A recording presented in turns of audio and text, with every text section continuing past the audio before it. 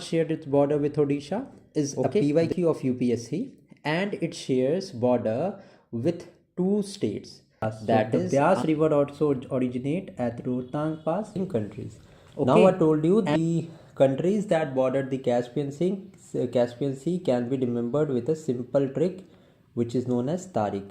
So what does this Tariq stands for? So the 8-degree channel separates the island of Minicoy and Maldives. Okay. So now if the name of the countries in which this Amazon river flows, it has its basin, is Brazil, Peru, and some of the other west flowing rivers that are important for you are Narmada. One of them is Tapi, and then other one of them is Mahi. So these are the first about the Indus river system. Now this river Indus rises from Tibet, that is near Mansarovar. Now if I talk about the important tributaries of river Indus, is Pangong Tso Lake is a landlocked lake. Firstly, you need to know it is a landlocked lake, around 135 kilometers long lake it is. Okay, and this Pangong Tso Lake is located in the eastern Ladakh. Now hello everyone, kaise hain aap sabhi? Welcome to the channel. So today we are going to start our new series, that is geography through mapping. Now this series is going to be helpful for the UPSC 2025 aspirants and the various state PSC examination which are to be conducted for the year 2025. Now I have prepared all the questions. First of all, we will read the question and then you can just pause the video and then try the answers, and then I'll give you the explanation part. So in the explanation part, I will provide you with the explanations about the static concepts also, and we will try to revise as much as possible. Now the first chapter is going to be the Indian states.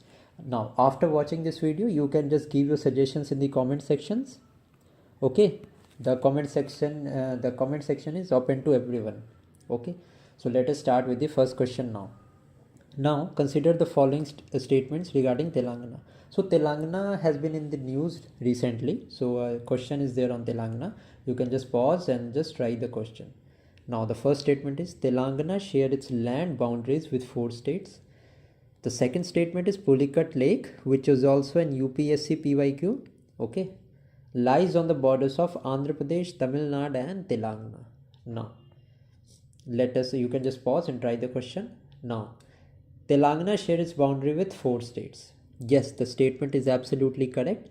Now in the explanation part, I am going to tell you about which are those states with which the Telangana shares border.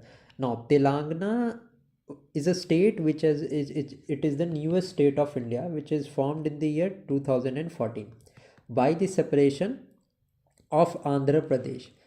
Now if I talk about Andhra Pradesh, if you have a basic idea about the states, the neighboring states of Andhra Pradesh, you are going to answer this statement. How? Because Andhra Pradesh shares its border with Maharashtra, Karnataka, and then it was Chhattisgarh. Okay, now the question is asking about Telangana. So Telangana, being a separate state, is sharing border with Andhra Pradesh, then there is Maharashtra, and then there is Karnataka, and then there is Chhattisgarh. Just remember, Telangana does not share its border with Odisha. Okay, this is a point you need to know. So these are the 4 states. So our first statement is absolutely correct. Now the second statement is the Pulicat Lake lies on the border of Andhra Pradesh, Tamil Nadu and Telangana. Now the Pulicat Lake is a PYQ of UPSC, and it shares border with 2 states, that is Andhra Pradesh and Tamil Nadu. Around 80 to 90% of the lake lies in Andhra Pradesh, and rest of it lies in the Tamil Nadu. Now if I talk about a Pulicat Lake, it is a lagoon. So what is a lagoon? So lagoon is a type of it is an area which is separated by a major body, or means by a big body of water through an island. So this is a part which is separated by a big body of water through an island. Now in the case of Pulicat, there is Sriharikota Islands, which separates it from the Bay of Bengal. Okay, So this is the only information you need to know about the Pulicat Lake. Our second statement here is incorrect. The first one is correct. So only A is the correct answer. Let us now move to question number 2. Now the question number 2 is about the peaks of the northeast states. Now Mizoram की mountain peak है Fangfui. Now the statement is absolutely correct. Okay, you can just note it down, write it down in your notes. This option is absolutely correct. Now Saramati is a PYQ which has been asked in the CAPF examination. Now if you know about Saramati, you will get to know that it is the highest peak of Nagaland. Okay, so Manipur is not correct. And if you know about Manipur, you should know about Manipur because Manipur has been in news due to the conflict that is arisen there between the Kuki and Meitei community. So if I talk about Manipur, the highest peak of Manipur is Mount Iso, and this Mount Iso is also known as Mount Tenipu. So this is the highest peak of Manipur. So both of these options are given in the reverse order. Okay, diagonally they are correct. So both of these are incorrect. Now if I talk about the Meghalaya correct है बिल्कुल Shillong peak, that it is the mountain peak of Meghalaya. Okay, now if I talk about Meghalaya, it is a part of the peninsular plateau only. Also Garo, Khasi and Jaintia hills are part of Meghalaya. Okay, now the correct answer is 1 and 4. So how many pair of the questions here are correct? So 2 pairs of the questions here are absolutely correct. Now let's see the third question, which is on the rivers, the cities on the bank of river. Now the Gandhinagar city, that is the capital of Gujarat, lies on the bank of river Sabarmati. Yes, the statement is absolutely correct. Now Ahmedabad lies on the banks of Tapi river. Now if you know about Ahmedabad, you should have learnt or you should have known about the Sabarmati ashram. Now the Sabarmati ashram is on the banks of river Sabarmati and not river Tapi. Now if I talk about, so the second statement here is incorrect. So if I talk about river Tapi, it is a west flowing river. And some of the other west flowing river that are important for you are Narmada. One of them is Tapi and then other one of them is Mahi. So these are the west flowing rivers. Okay, there are other west flowing rivers as well in the southern states of Kerala such as Periyar, etc. So that are not much important. You can answer that, but you need to know that Narmada, Tapi and Mahi, these three are the west flowing rivers. So Ahmedabad lies on the banks of river Tapi is absolutely incorrect statement. Also you need to know that Ahmedabad is it is the first city to be included in the UNESCO World Heritage Site. Okay, now the next is Cuttack lies on Mahanadi river. Now Cuttack is in Odisha and it is a place where Netaji Subhash Chandra Bose was born. Now you have to tell me in the comment section that which of the sessions of the Indian National Congress was presided by Subhash Chandra Bose. Okay, now in this series we are going to cover somewhat polity also, history also. So it is a technique of mind map. Okay, so if I am talking about Cuttack here, you will ultimately get to know Cuttack is related to Subhash Chandra Bose. We will see Cuttack lies on which river, and we will try to cover the political, economic and geographic aspect as well. Also the historic concept. Okay. Now another point regarding Cuttack is it was previously the capital of Odisha. Okay, and Cuttack is one of the largest or the largest city of Odisha as well, and it lies on river Mahanadi. Okay, so the third statement is correct. Our first statement was incorrect. Now let us see about the fourth statement, that the Guwahati lies on Teesta river. Now if you have somewhat information about on the Teesta river, so Teesta river is a river that flows in the state of Sikkim, and this Teesta river is a tributary of Brahmaputra. Now as the Teesta flows in Sikkim, so Guwahati being lying on the river Tista is not a possibility and it is incorrect. Okay. Now, the statement is incorrect. So fourth statement is also wrong. So Guwahati, why is Guwahati famous? Guwahati is famous for a Shakti Peeth, that is Ma Kamakhya Devi temple. Also, the Guwahati is the largest metropolis city of the northeast.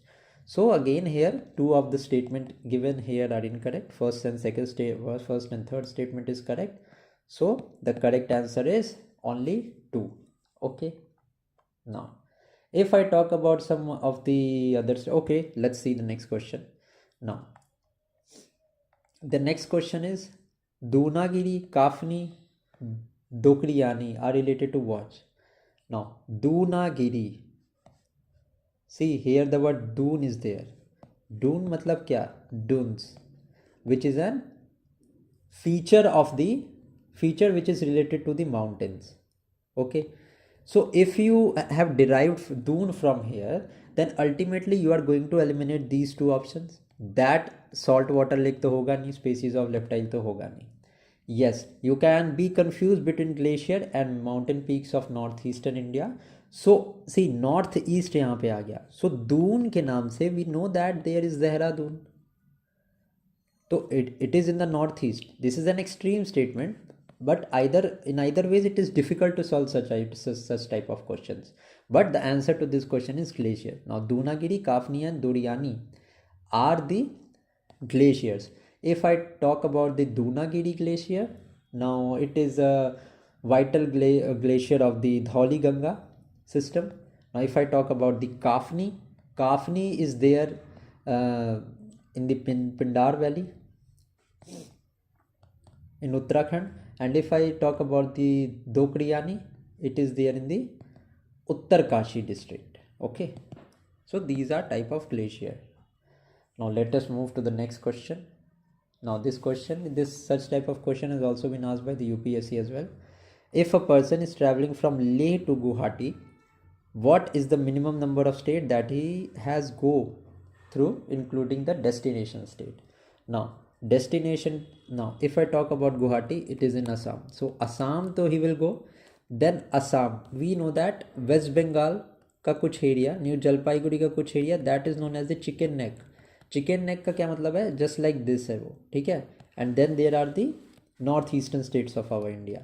So this is a connecting point for the north east. So Assam के बाद the person necessarily has to go to West Bengal, then he has to go to Bihar में which region? The region of Purnia and Kishanganj. Then all the way from the east Bihar to the west Bihar, that lies Saran district and all. Then the person enters UP, that is the eastern UP will enter. Now all the way from the eastern to western UP, they will go to Kathgodam, which is the Rampur side, Rampur, which is in the western UP side, which is the westernmost part. Okay, and then the region will start off Uttarakhand, that is Kathgodam. Now Uttarakhand all the way east to the west, they will travel and come to the state of Himachal Pradesh, from where Manali to Leh, we know that there is Atal Tunnel which connects from Manali to Leh, Spiti Valley. Okay, and then necessarily directly through Himachal Pradesh by the means of Atal Tunnel, the person will enter the state of Leh. Okay, now the state has been asked, but we know that by the Jammu and Kashmir, the States Reorganization Act of 2019, Jammu and Kashmir and Ladakh, these two are the union territories. So the destination state is a UT and not a state. That is why a person is going to enter following 1, 2, 3, 4, 5 and 6 states. Okay, so 6 is the correct answer. I hope you have understood this. Now let's come to question number 6, that is consider the following statement regarding the passes in India. So the passes are very important topic. Now the Difu Pass is at the tri-junction of India, China and Bhutan. The statement is absolutely incorrect, because if I talk about the Difu Pass, it is a mountain pass which is on the tri-point of India, China and Myanmar. Okay, it is not with the Bhutan. Okay, this is the part of the India, China, and Myanmar. So the first statement is incorrect. Next is the pilgrims to Kailash Mansarovar Yatra travels through the Lipu Lake Pass. Now this Lipu Lake Pass is in the Uttarakhand, and why this Lipu Lake Pass is in the news? Because there has been a dispute regarding India and Nepal. There is a dispute between India and Nepal regarding the three districts which are necessarily part of India, but Nepal in past few years have released its new map in which these three districts are considered by Nepal as their own territory. These districts are Lipu Lake, one of them is Kalapani, and then is Limpuadhara. So that is why this pass is important and is in the news. So yes, the person has necessarily to go through the Lipu Lake Pass, that is in Uttarakhand. Second statement is absolutely correct. Now third is Burji La Pass connects the Kashmir with Jammu Valley. Now the Kashmir is connected with Jammu by the Pir Panjal range. Okay, that is the Zojila in some sense. Burji La Pass connects, it is in the northwestern part of the country and it is not in India, but it connects the Skardu region of Gilgit Baltistan. So it does not connect the Kashmir Valley with Jammu. That is why the third statement is incorrect. First statement is also correct. So if I talk about the correct statement, only the second one is correct. So only one is the correct answer to this question. Let us now move to the next question. Now we have to arrange the capital cities from west to east. Now let us identify one by one. Now Gandhinagar is in Gujarat, Jaipur is in Rajasthan, then there is UP, and then there is Hyderabad. Hyderabad is in Telangana. Now if we see about the Telangana and Hyderabad, it seems that the Telangana, now you have to know this central India ka aspect. So if I talk about this, okay, let's see. Okay, just a second. Now if we talk about this, now this is a brief outline. So Lucknow lies in somewhat central part of, it lies in about central part of UP. Telangana is an internal state. Okay, it is a landlocked state. So Hyderabad, it will seem that Hyderabad lies more to the east, but that is not correct. Okay, it is the Lucknow that lies on the most easternmost part. Okay, and then there is Lucknow, and ultimately there is Gandhinagar, which is the most western state, and then there is Jaipur. So 1, 2, 4, 3 is the correct answer here. I hope you have tried this question correctly. Now let us move to the question number 8.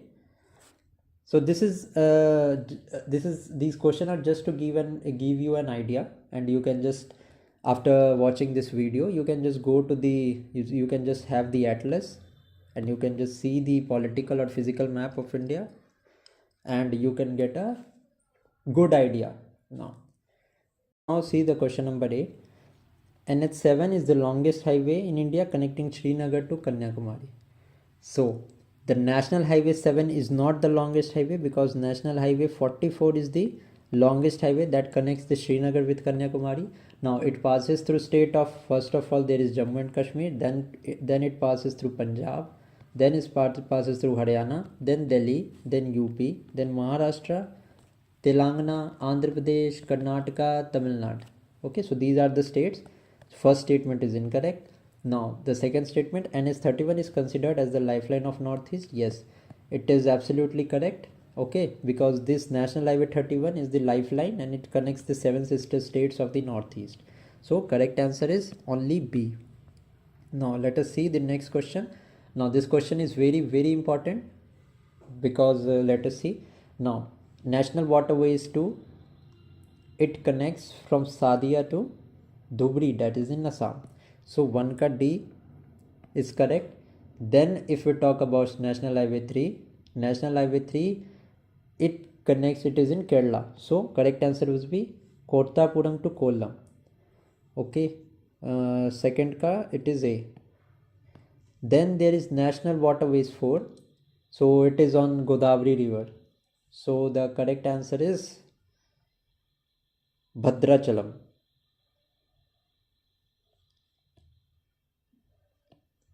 Just a second. National Highway 5. It is Talcher. Yes. 4 ka there is B. 4 ka B.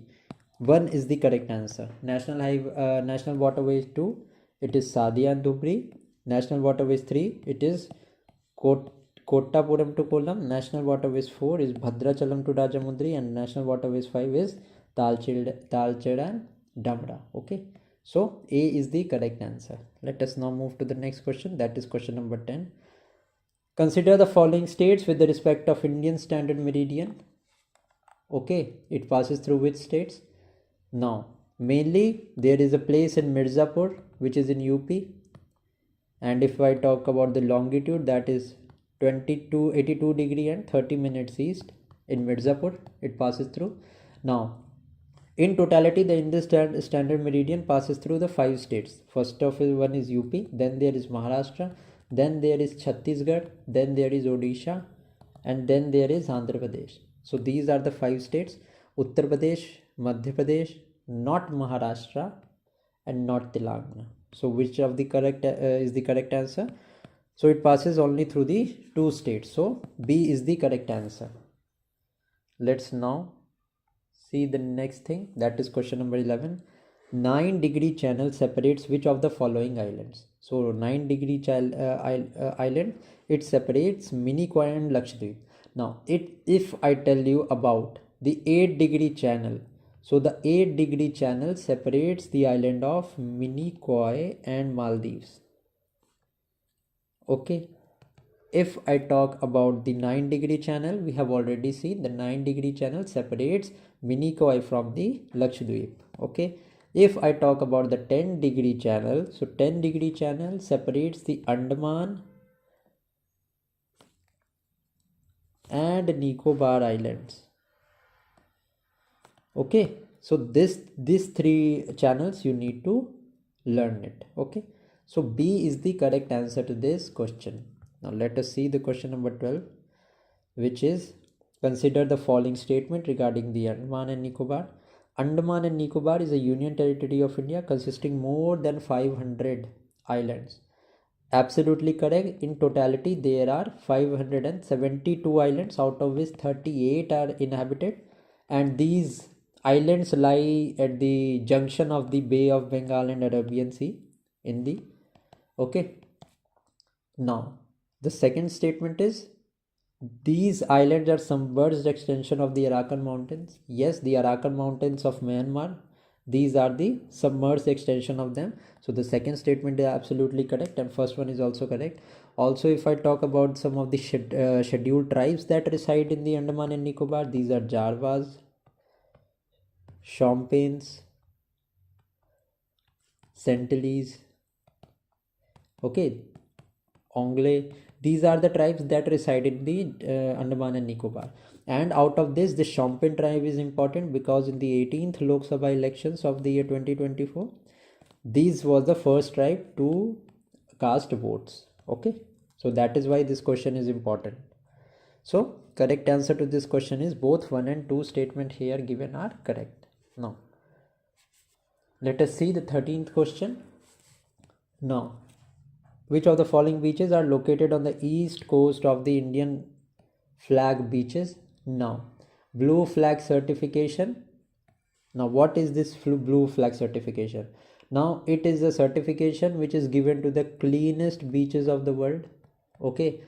Now, this is done by a council, by a commission, which consists of members from the UNEP, that is United Nations Environment Programme, United Nations World Tourism Organization, and there is a Denmark based NGO which is known as FEE. Then there is IUCN. All of the members from these organizations, these provide certification. Okay, so if I talk about the locations here, so necessarily now Thundi beach. Now if I talk about the Thundi beach, recently this Thundi beach and this Kadmat beach, they got the blue flag certification. Now, correct answer is only two of them. Okay. Now, next question. Now, this question is regarding tunnel. So, consider the following pairs. There is tunnels and there are connectivity feature.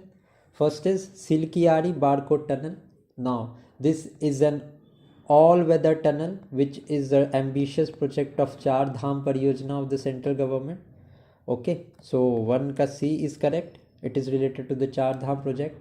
Now, if I talk about the Atal tunnel, it provides the connectivity. It provides the connectivity. Now, yes, there is Atal tunnel. Then there is Jawahar tunnel. Now, the Jawahar tunnel connects Srinagar and Jammu. Okay. Then there is Atal tunnel. Atal tunnel I have already told you, it connects Leh and Manali.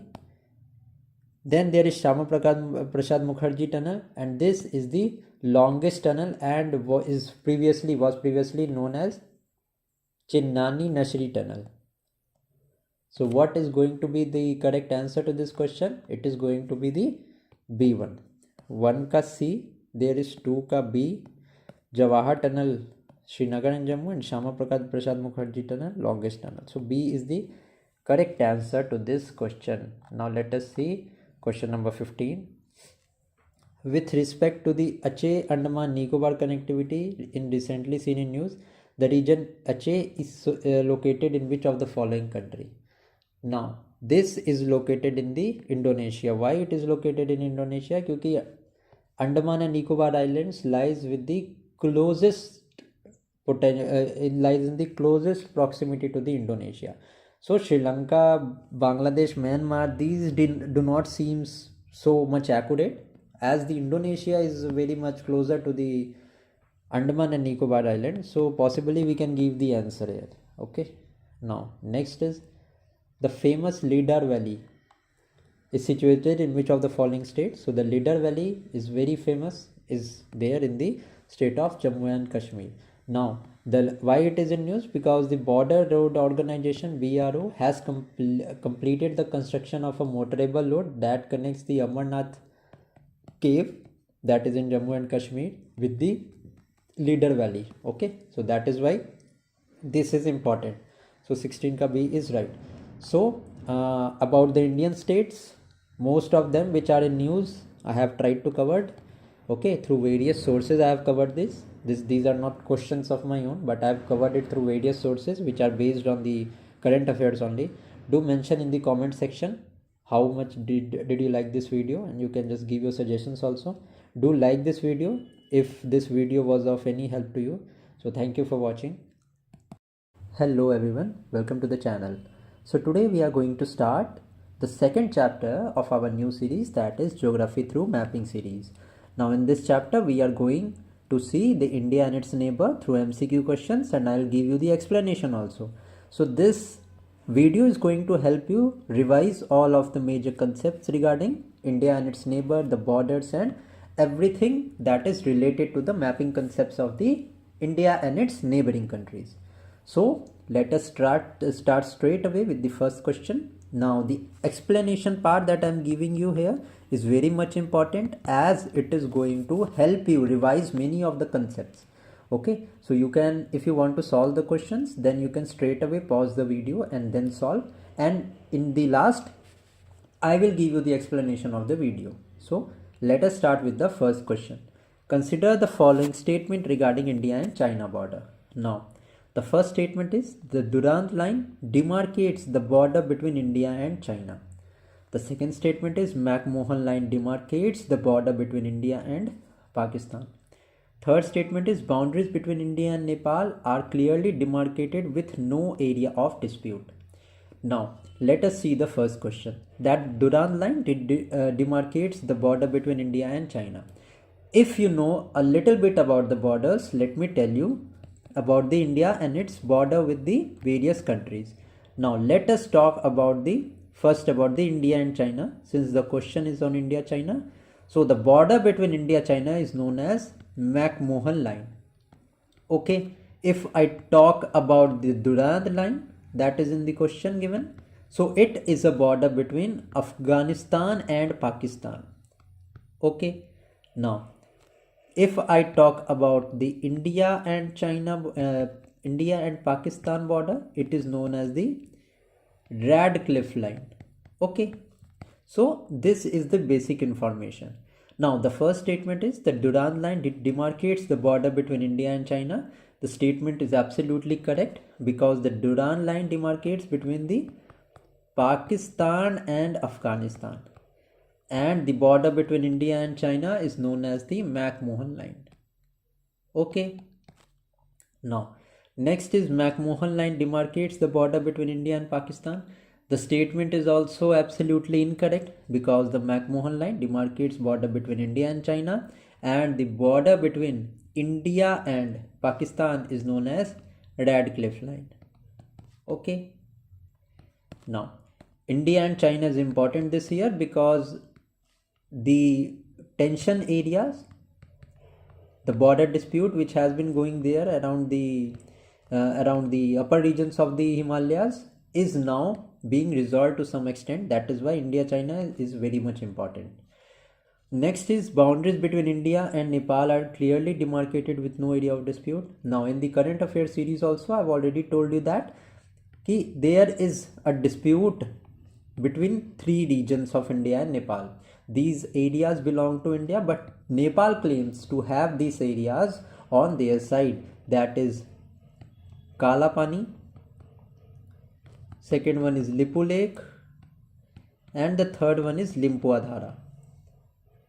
Okay, now if we talk about the India and Nepal through the historical aspect, so the regions of Nepal, some of the regions of Nepal, the India and Nepal, if we talk about India and Nepal, the war was ended by the Treaty of Sagali. Okay, this Treaty of Sagali ended the Anglo-Nepal war. And who was the Governor General during that time? It was the Lord Hastings. And this Treaty of Sagali was signed in the year 1816. Okay, this is an important thing. This you need to know. Now the question is, they have no area of dispute, so this statement is absolutely incorrect.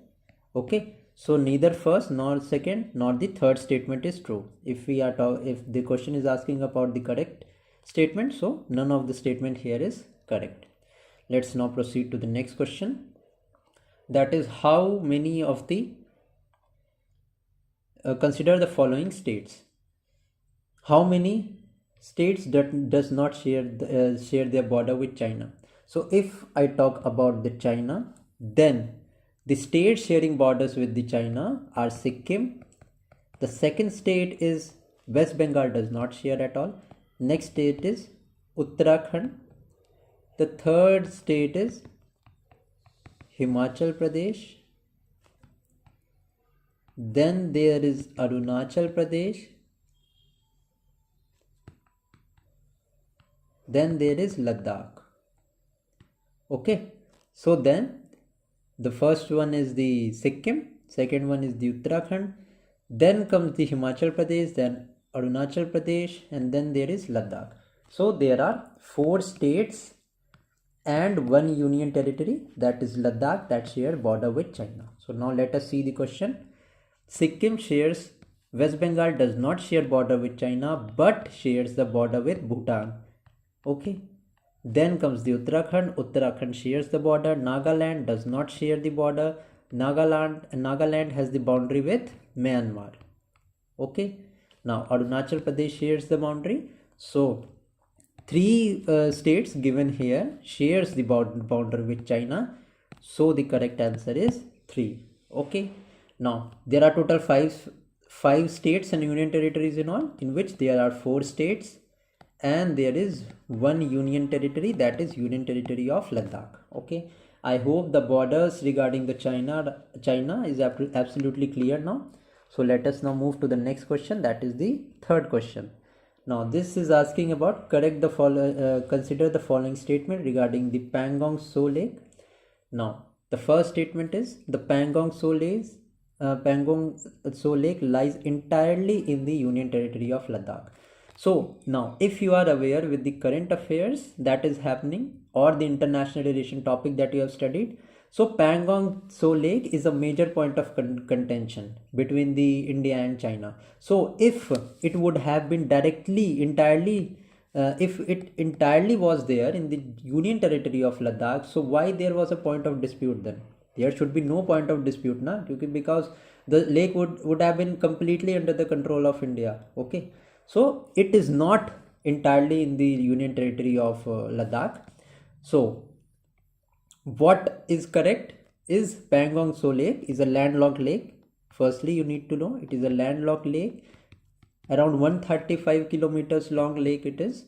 Okay, and this Pangong Tso Lake is located in the eastern Ladakh. Now this question can be asked in the UPSC or state PSC, in which the region of Ladakh can be given.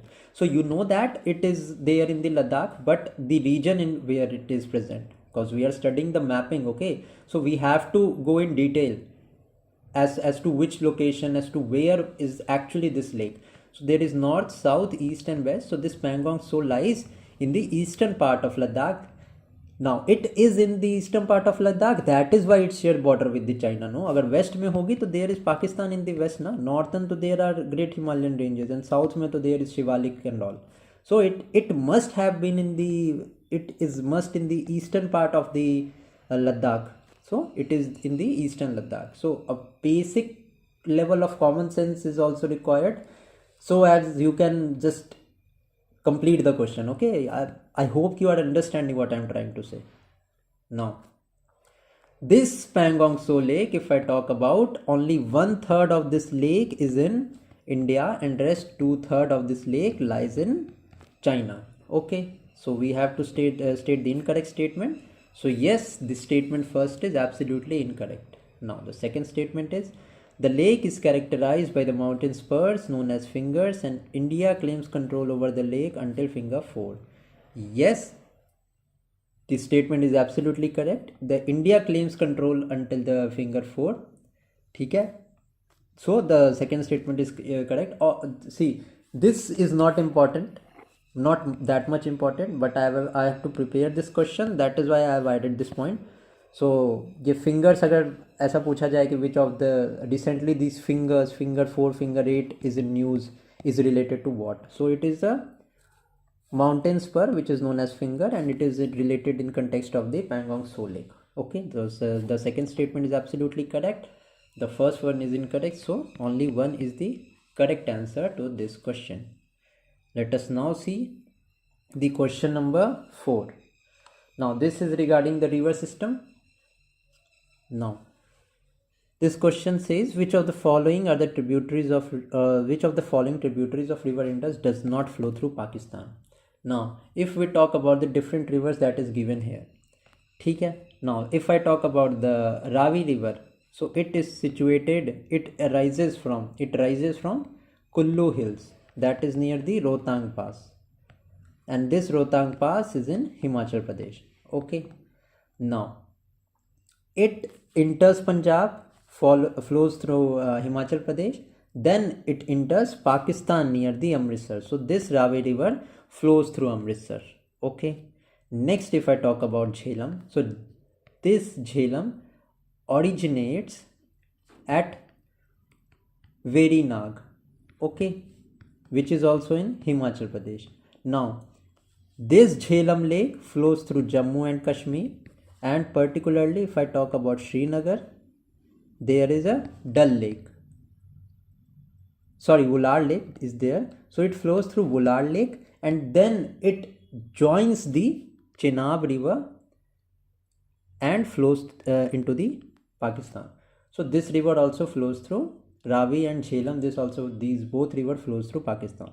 Now if I talk about Beas, so the Beas river also originate at Rohtang Pass, okay, and it flows in the southwestern direction from the Himachal Pradesh.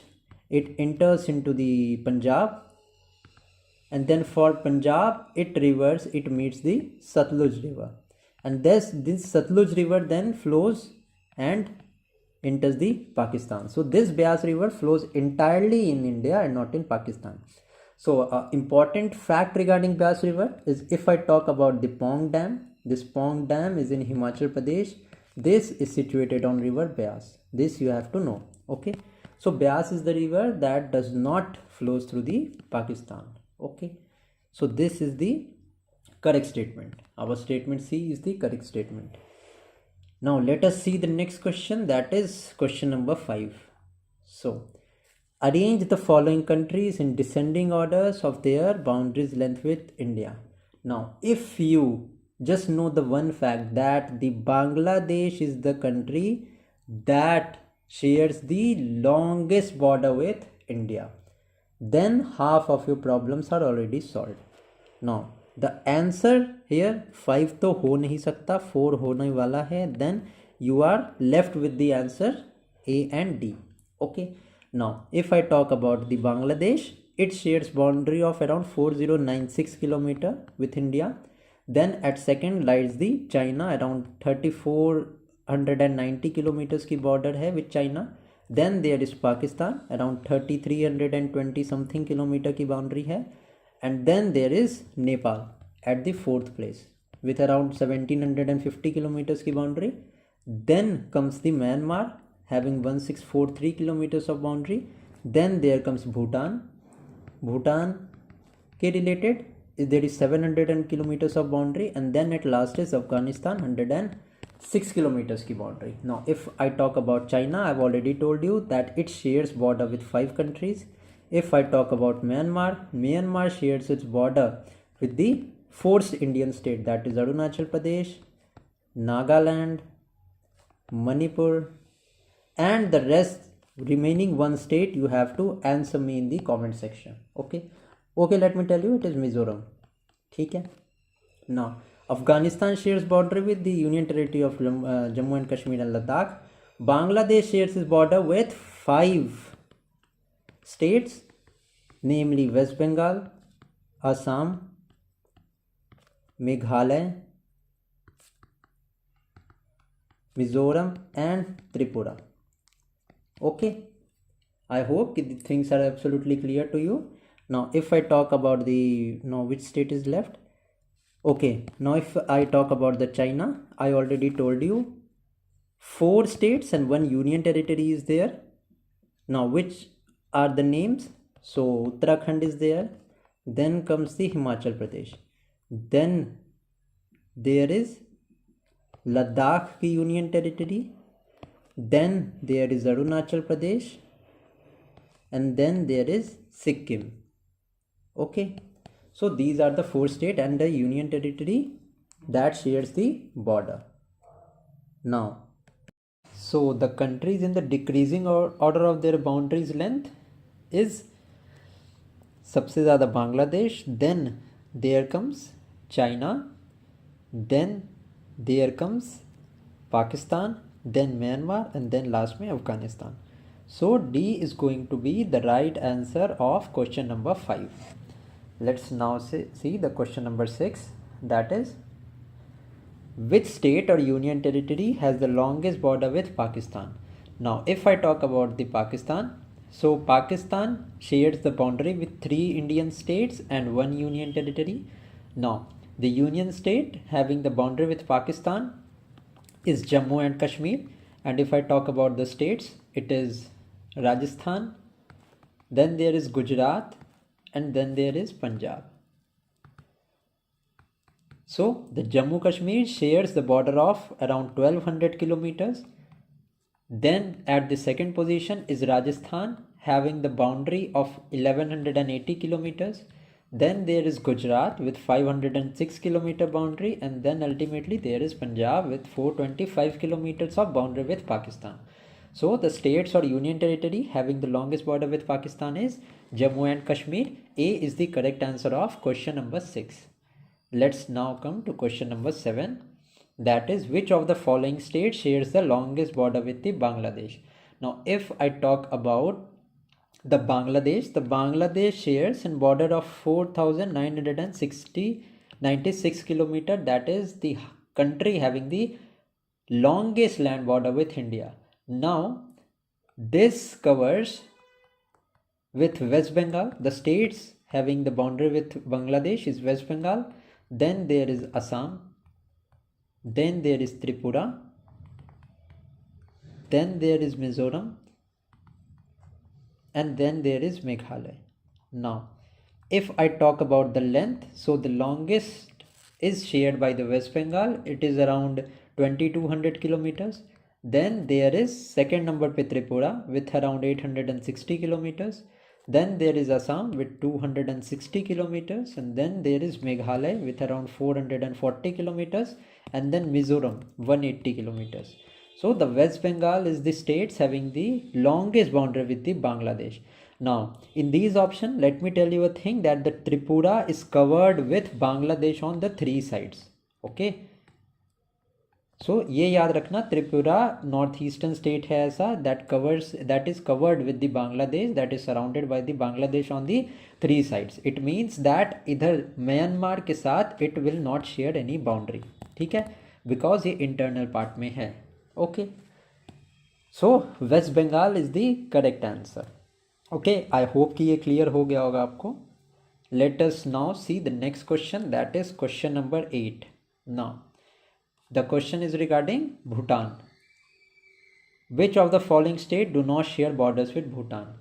Now the Bhutan and India, the Indian states sharing boundary with Bhutan is Assam, then there is Sikkim, then there is West Bengal, and then there is Arunachal Pradesh. So these are the four states that cover the borders with the boundary with the Bhutan. So Meghalaya is not there, Sikkim is there, Bihar is not there. Bihar shares the border with Nepal. Okay, West Bengal shares the border with Bhutan. It also shares border with the Nepal. And then there is Assam. So Assam also covers. So how many of the states given here are the answer? So it is 1. It is the not Meghalaya, Sikkim, West Bengal and Assam. So 2, 3, I guess it is given incorrect in the options. It is 2, it is 4 and 5. None of the, see यहाँ पे 2 miss हो गया. T2, 4 and 5 is the correct answer. Okay, now if I talk about the length, Assam 267 kilometres की boundary है. Then Arunachal Pradesh if I talk about 217 kilometres है. Then West Bengal के साथ it is 183 kilometre, and Sikkim shares a minute boundary of 32 kilometres with Bhutan. Okay, so यहाँ पे pardon me for the mistake, 2, 4 and 5 यहाँ पे correct होगा. Okay, let's now straight away move to the question, that is question number 9. Okay, now question number 9 क्या है हमारा? It is about which Indian states or union territory shares the longest border with China? Now the boundary with China is around 3,488 kilometers. ठीक है, 4096 kilometre की boundary is with the Bangladesh. तो ये India की longest boundary है with Bangladesh. Second longest is China. Now the state sharing the boundaries are, सबसे पहले तो Jammu and Kashmir. It shares a length of around 1600 km with China.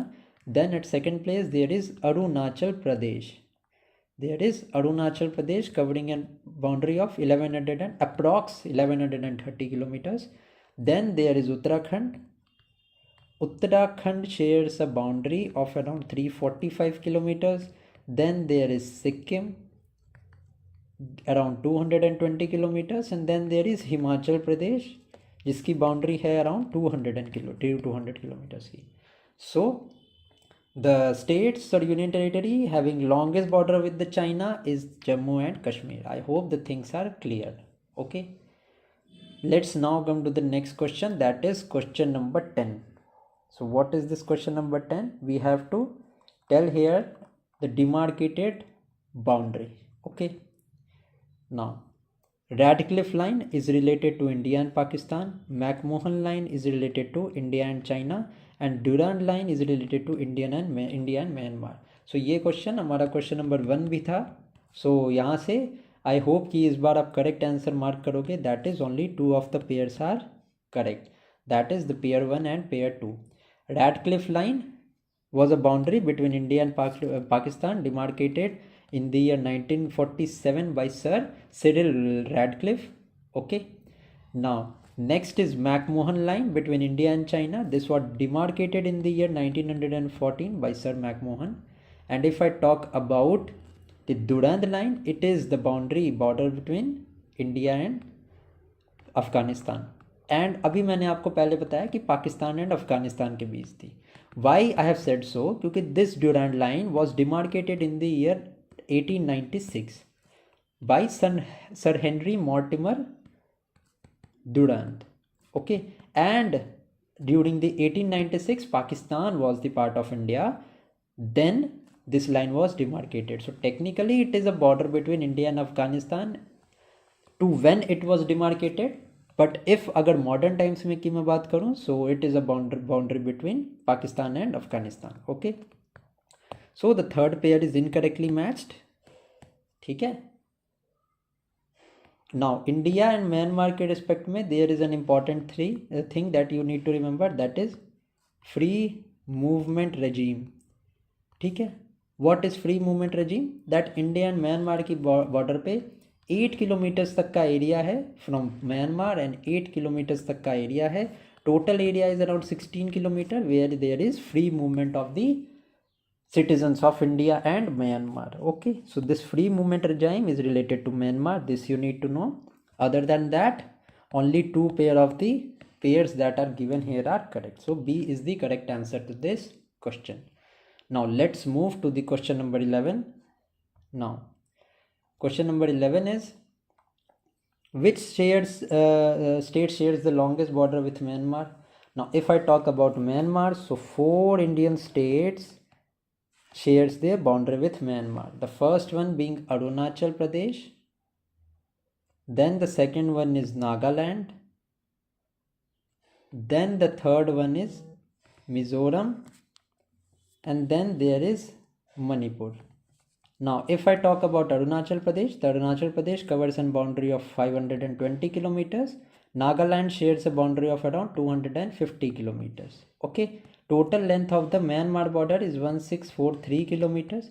So the state sharing longest border with Myanmar is Arunachal Pradesh. So C is the right answer to this question. Now the next question is, Kokrajhar Gelefu rail link recently seen in news connects which of the following 2 countries? Now this Kokrajhar is in Assam and Gelefu is in Bhutan. So it connects with the Bhutan. Okay, now this is absolutely correct. So Bhutan is the correct answer. So with this question we are done with India and neighbors. I have tried to just take few MCQs and explain all the concepts, all the states, all the neighboring states, all the connecting states. All of this I have tried to cover in this video. So if you like this video, do give the channel support by liking this video. You can comment down your suggestions too, and how did you like the video. So all of that you can do. So thank you for watching the video. Stay tuned for more. Hello everyone, welcome to the channel. So today we are going to start our next chapter in the series of geography through mapping. Now in this series we are going, in this video particularly, we are going to cover the mountain ranges in India. Now just like the polity series, now I am introducing a new concept in which I will give you some of the explanation regarding the mountain ranges in India, and then straight away we will go to solve the questions. Now the questions are of the good level. I have collected it from various sources, and the explanation part 2 is very important. So you can just sit down to watch this video with a copy and a pen, and you can make the notes out of this video, whichever point you feel that they are necessary and important. I will also tell you the important points that you need to know. So if we talk about the mountain ranges in India, we know that there is a diverse topography of the India. Now in the north we have the Himalayan ranges, then in the south we have the Western Ghats and the Eastern Ghats, whose meeting point is known as the Nilgiri Hills. Then in the central India we have the Peninsular Plateau, and to the west of Peninsular Plateau lies the Malwa Plateau. Then to the west of Malwa lies the Rajasthan, okay, the sands and the desert of Rajasthan. If we talk about the northeast, so these northeast hills or the Purvanchal hills are the extension of this Peninsular Plateau only. So these northeastern hills include various hills such as Meghalaya Plateau. Now yes, Meghalaya Plateau and all these all are the extension of the Peninsular Plateau. Okay, so one by one we will discuss all of these. Now if we talk about the northern part of the India, then there is the Great Himalayan Range. Now this Great Himalayan Range is for a greater significance as it protects our country India from the cold winds that blow through the Russia side. Okay, also it helps to trap the monsoon winds, which is responsible for rainfall in India, and most of the crop system in India that is dependent upon these monsoons. Also the monsoon rainfall fed the three river system that we find in the northern part of the India, in which Indus River is one of the river system that constitutes the northwestern side.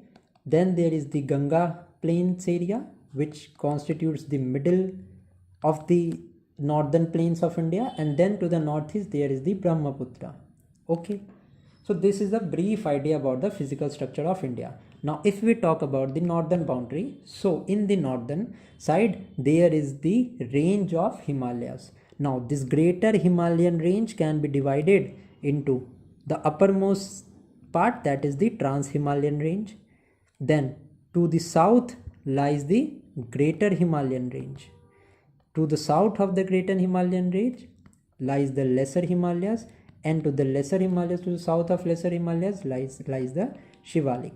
Now this is the north to south orientation of the ranges of the Great Himalayas. Now if we talk about the Greater Himalayas in specific, then the northernmost range is the Karakoram range. Then south of the Karakoram range lies the Ladakh range, and south of the Ladakh lies Janskar. South of Janskar lies the Pir Panjal, and this Pir Panjal range is the one that is between the Jammu and Srinagar. Okay, now the Atal tunnel that we talk about is also a extension of this. Okay, also the Jozila Pass that connects Jammu and Srinagar is on the Pir Panjal range.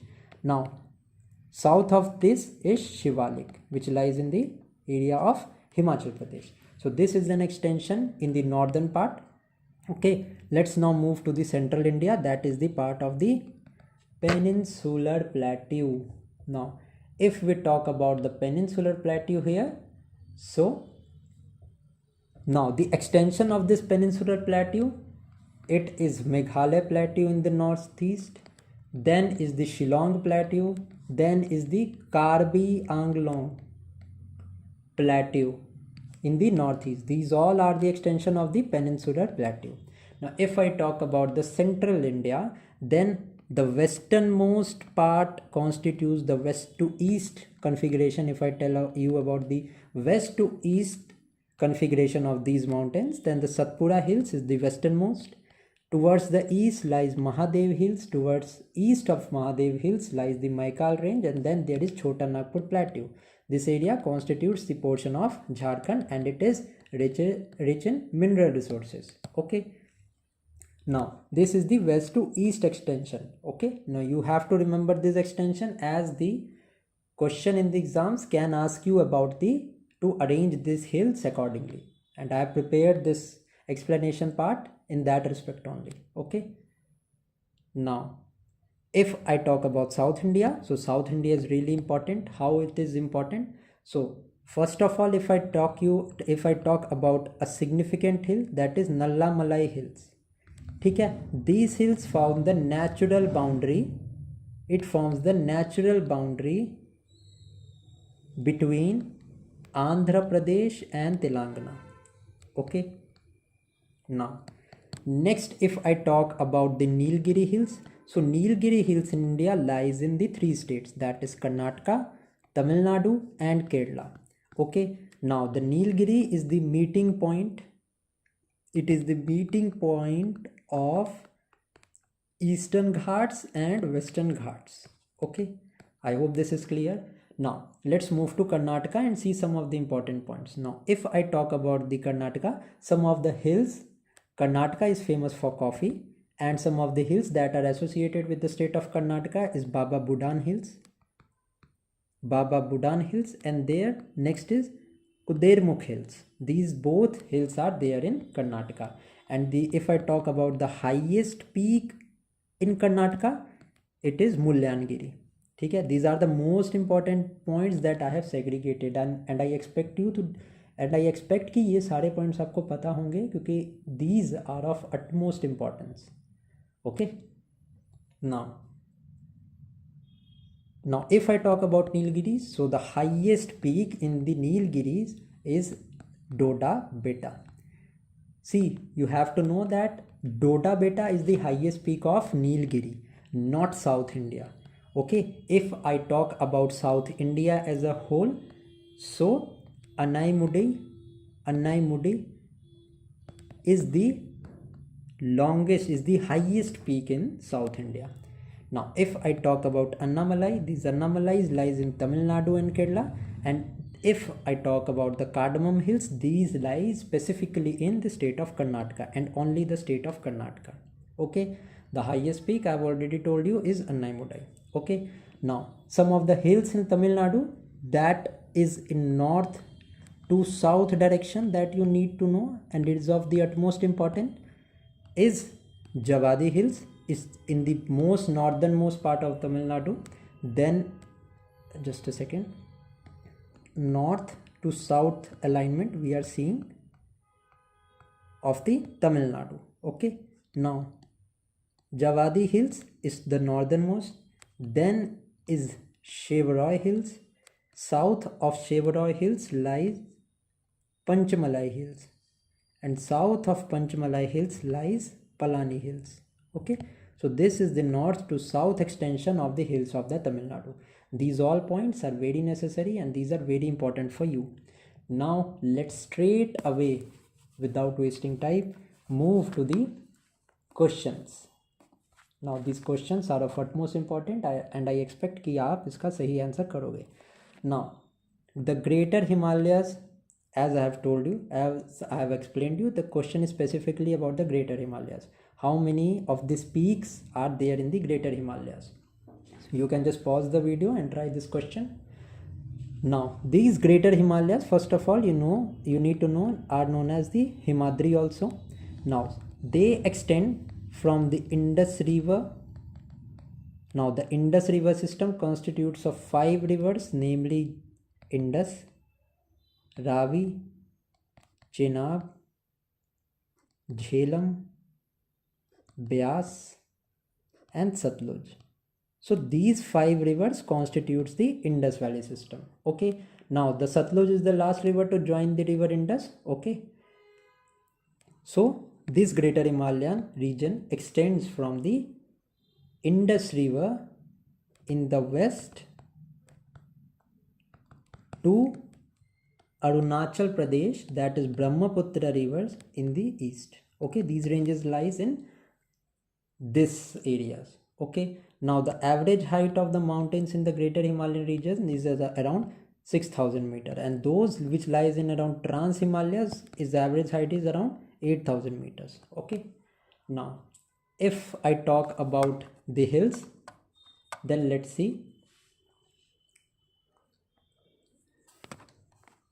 Now here is the name of the hills. Now the hills that constitute the area of greater Himalayas are Dhaulagiri, okay, Kanchenjunga and Nanda Devi. The important point to know here is that the Nag Tibba is the highest peak of the lesser Himalayan region, and this lesser Himalayan region is the region of Uttarakhand. Okay, now other peaks that lies in the greater Himalayas is Mount Everest.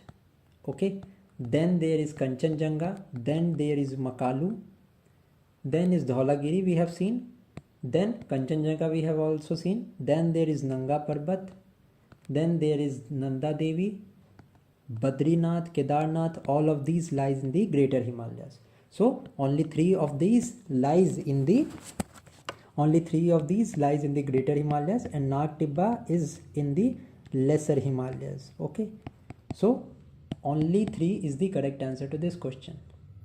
Now let's see the next question. We have to arrange it into the west to east direction. Now if we talk about the Dhaulagiri, so this Dhaulagiri is in Nepal. Okay, now it is in the western area of Nepal. Then if I talk about Kanchenjunga, so this is in the confluence area of Nepal and Sikkim. Okay, so if we see here, it lies in the state of Sikkim side ka Nepal. Now this is the easternmost. So let us see Kanchenjunga is mentioned in which of the following in the most eastern part. See here, the option 2 lies. That is the correct answer is going to be 1, 3, 4 and 2. Dhaulagiri we know is the westernmost in these given option, and Kanchenjunga by all means is the easternmost as it lies in the Sikkim region. Sikkim Nepal का जो reason है वहाँ पे ये कंचनजंगा है. Okay, if I talk about the Annapurna then, so this is also in Nepal and ये central Nepal के region में है. And then this Makalu is there in the China Nepal border. Okay, so the correct orientation is 1, 3, 4 and 2. Okay, I hope you have understood this. Let's now move to the next question. Now the Mount Iso is the highest peak in which of the following states? Now the Mount Iso lies in the state of Manipur. Okay, this is in the Manipur. If I talk about the Saramati peak, you have to tell me in the comment section it is the highest peak of which state. Okay, but if I talk about the Mount Iso, it is there in Manipur. Okay, Manipur is famous for its Phumdis, and a park is associated with these Phumdis which is called Kebul Lamjao Park. Now is Kebul Lamjao Park mein there are Phumdis and Sangai deer is also there. Now you have to tell me in the comment section that this Sangai deer IUCN status is what? Is it endangered? It is critically endangered, or this species is vulnerable species? This you have to tell me in the comment section. Okay, so Manipur ke regarding these points you have to know. Let us now move to the next question. That is, we have to arrange these northeastern hills in east to west direction. It means we have to arrange it east to west. Now if I talk about the Dafla Hills, Dafla Hills lies in the western Arunachal Pradesh and Assam. Okay, so this is there in the most eastern part. Now if I talk about the Abor Hills, Miri Hills, then there is Miri Hills in the northeastern Arunachal Pradesh. Then there is Abor Hills. These Abor Hills rise in the region of Arunachal Pradesh near China. And if I talk about these Mishmi Hills are in the northeastern tip of Arunachal Pradesh. So if we see the orientation from east to west, our option B is going to be the correct answer. Okay, now let us see the next question regarding where do Satpura and Vindhyas meet.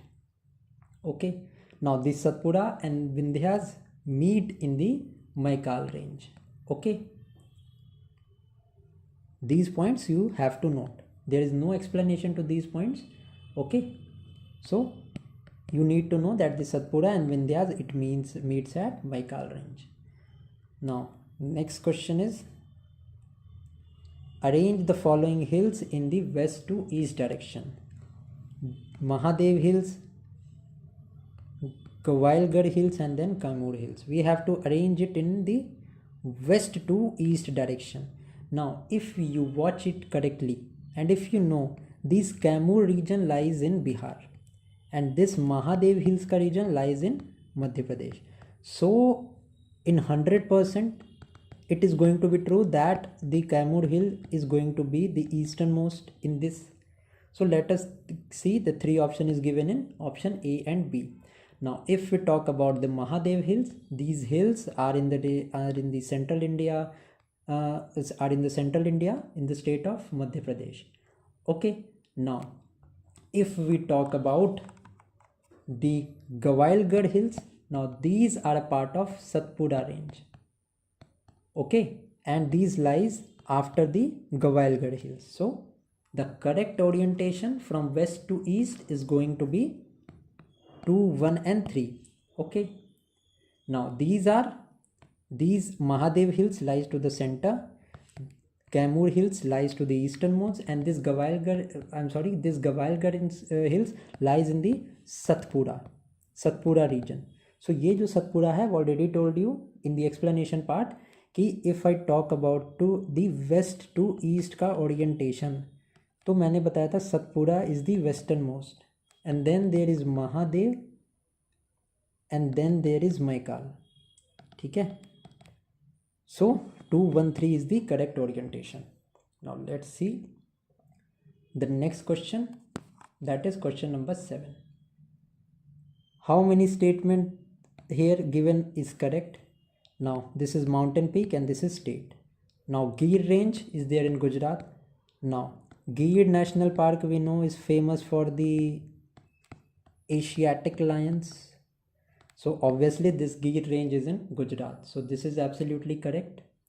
Now if I talk about Kalsubai, so this Kalsubai are in the region of Western Ghats around Maharashtra and not Karnataka. So this one is wrong. Now if I talk about the Kudermukh, now I told you that Kudermukh is in the region of Karnataka. In the explanation part बताया था ना, देखो question आ गया. Kudermukh is in the state of Karnataka and not Kerala. So this one is also wrong. Now Guru Shikhar, if I talk about, so Guru Shikhar is the highest point in the Aravalli range and it is in Rajasthan. So 1 and 4 is correct. So if the question is about how many pair is correct, so only 2 pairs of the given here are correct. Okay, now the next question is Cardamom Hills are located only in the state of Kerala. Now when I was telling you about the Cardamom Hills in the explanation part, I already told you that these lies solely in the state of Kerala. So the first statement is true. Next statement is Nilgiri mountains are spread through 4 states.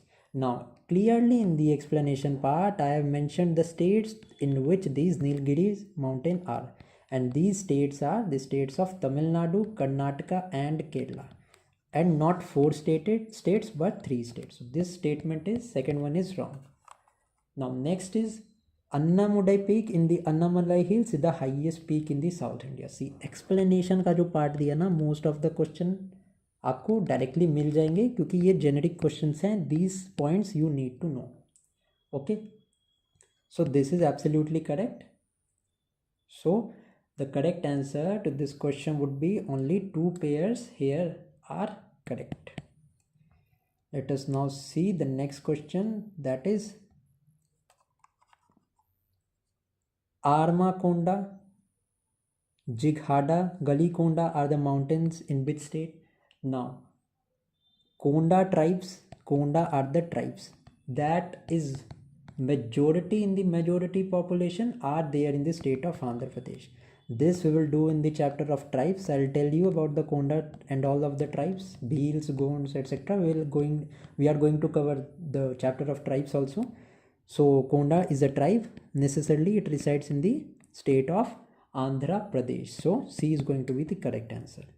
Now next is consider the following statement regarding the Bundelkhand plateau.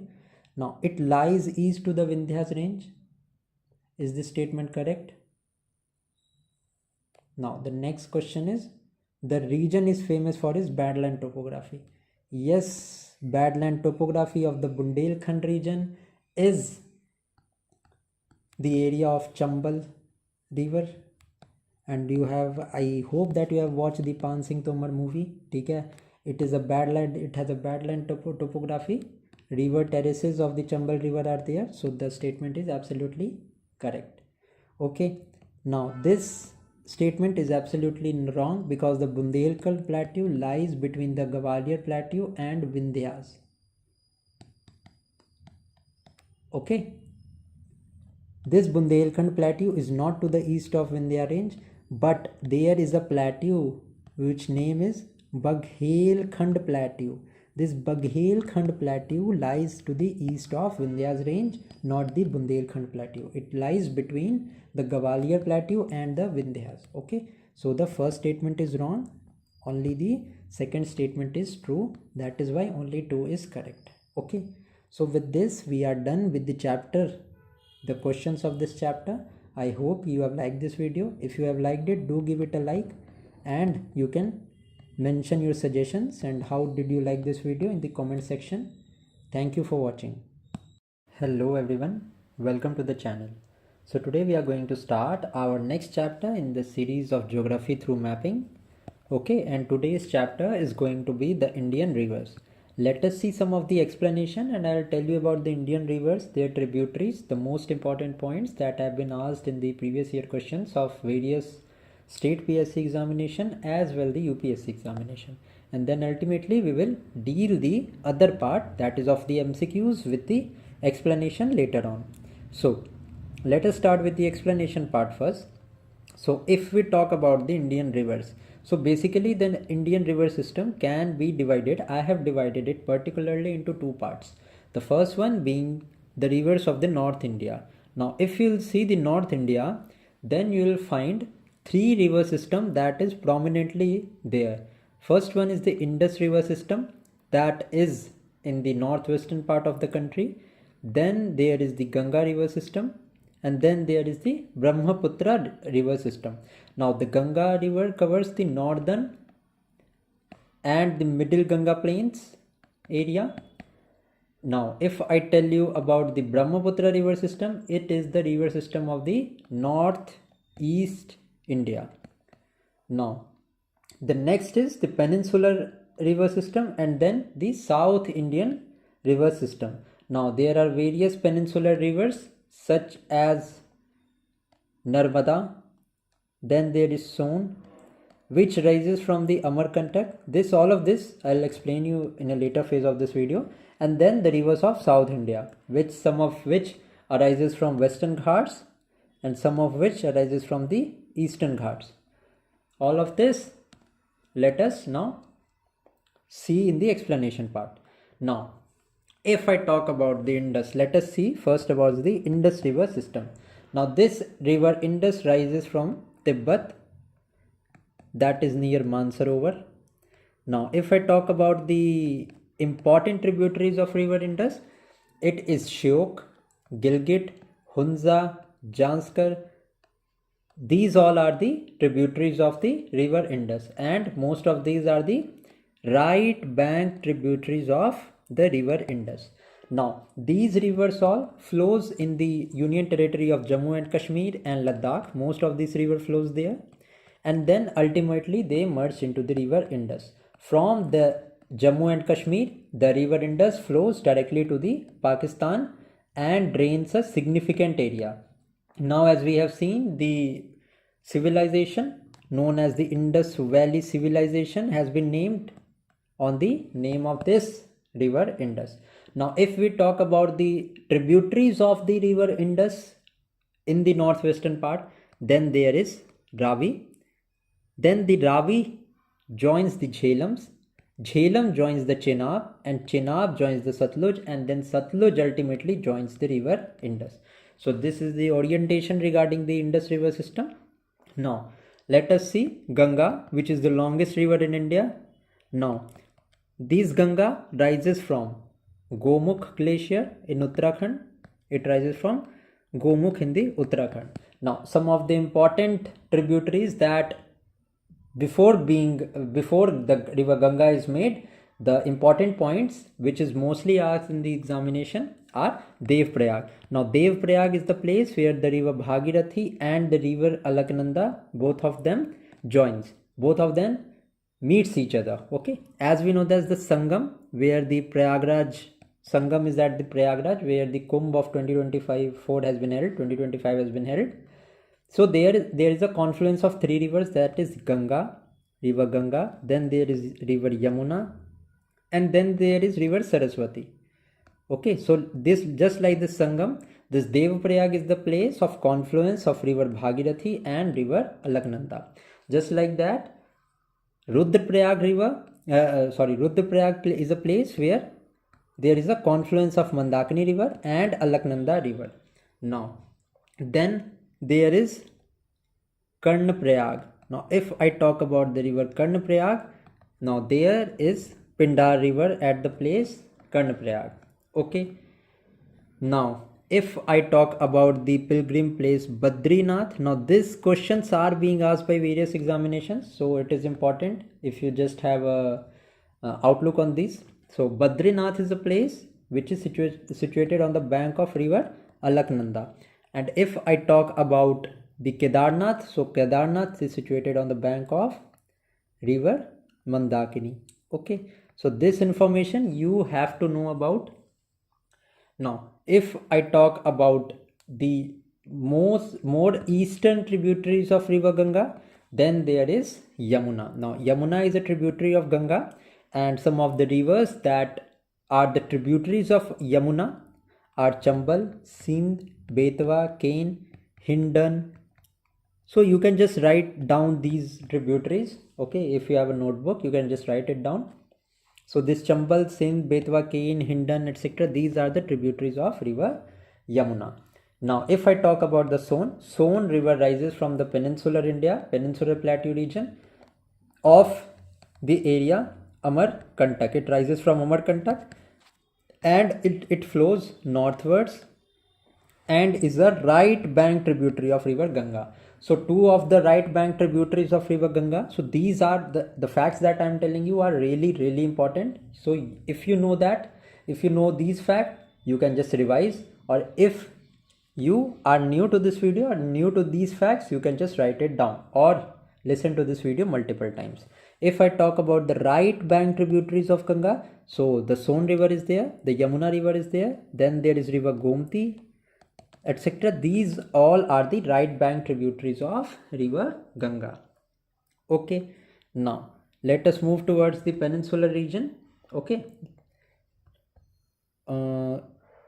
Okay, let us see here Brahmaputra as well now. Okay, now if we talk about Brahmaputra, so majority the river lies in the northeastern part of the India, that is the seven sister states. Majority of the Brahmaputra rivers drains in Arunachal Pradesh. Then if we talk about the catchment area, at the second number there is Assam.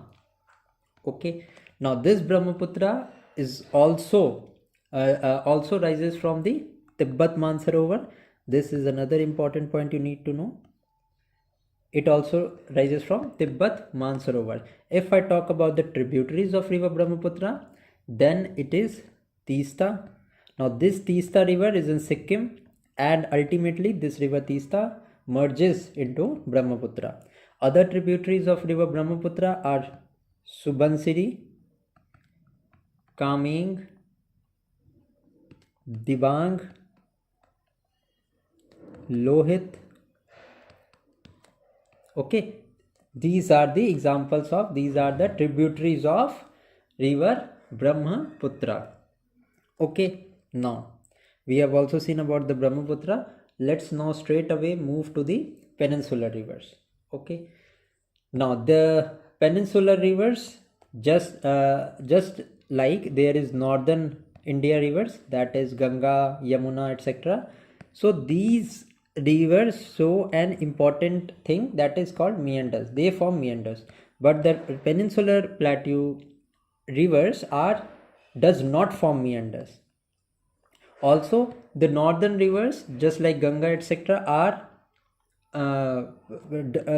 also the rivers of the peninsular India just a second. The rivers such as Ganga, etc., are non-perennial.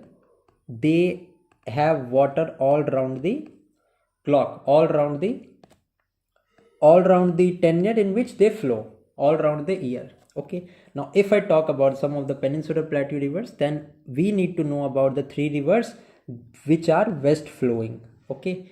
Now, the rivers in the Western Ghats, these are the rivers in which they flows east. Okay. These are in the Eastern Ghats. The rivers of the Western Ghats flows west, but some of the peninsular rivers are there which flows west. Okay, and these west flowing rivers are really important for you to know. Now, these west flowing rivers are Narmada, Tapi and Mahi. These are some of the rivers that flows westward. Okay.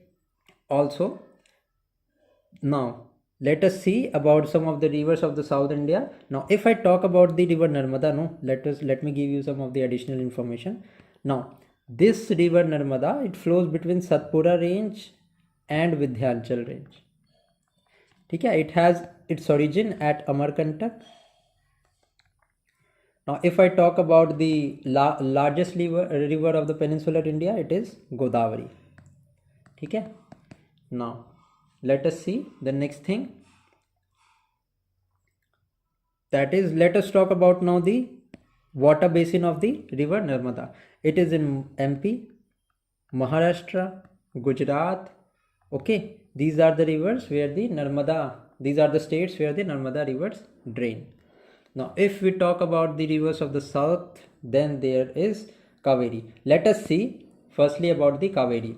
Now, it rises from the Brahmagiri hills in Karnataka, and the states in which this river Kaveri flows is Karnataka, then there is Kerala, and then there is Tamil Nadu. Okay. If we talk about river Godavari, it rises from Maharashtra, and in Maharashtra where the Triambakeshwar is the place. Now, if I talk about the states where this flows, it is Maharashtra, Chhattisgarh, Odisha, then some of the other states, MP, Karnataka, etc. These are also the states where this Godavari river has its river basin. If I talk about the river Krishna, it has its origin in Maharashtra, Mahabaleshwar. And if I talk about the states, these are Maharashtra, Karnataka, then there is Telangana, then there is Andhra Pradesh. Now, the dam Krishna Raj Sagar Dam in the Andhra Pradesh is located on the river Krishna. If I talk about the river Pennar, so these are all the PYQs that I am telling you. So if I talk about the river Pennar, it flows in Karnataka and as well as the Andhra Pradesh, and also has the river basin in this state. Okay. If I talk about the river Vaigai, then this Vaigai river is there in Tamil Nadu. Okay. Now, this is regarding all the information that I have. So let us now straight away move to the questions, and rest of the points will solve here only. Now let us see the first question. Consider the following tributaries of Indus. How many of the above are the right bank tributaries of Indus? So straight away there is a question of the right bank tributaries. Now let us see. I have told you the Indus river originates from Mansarovar in Tibet. Okay.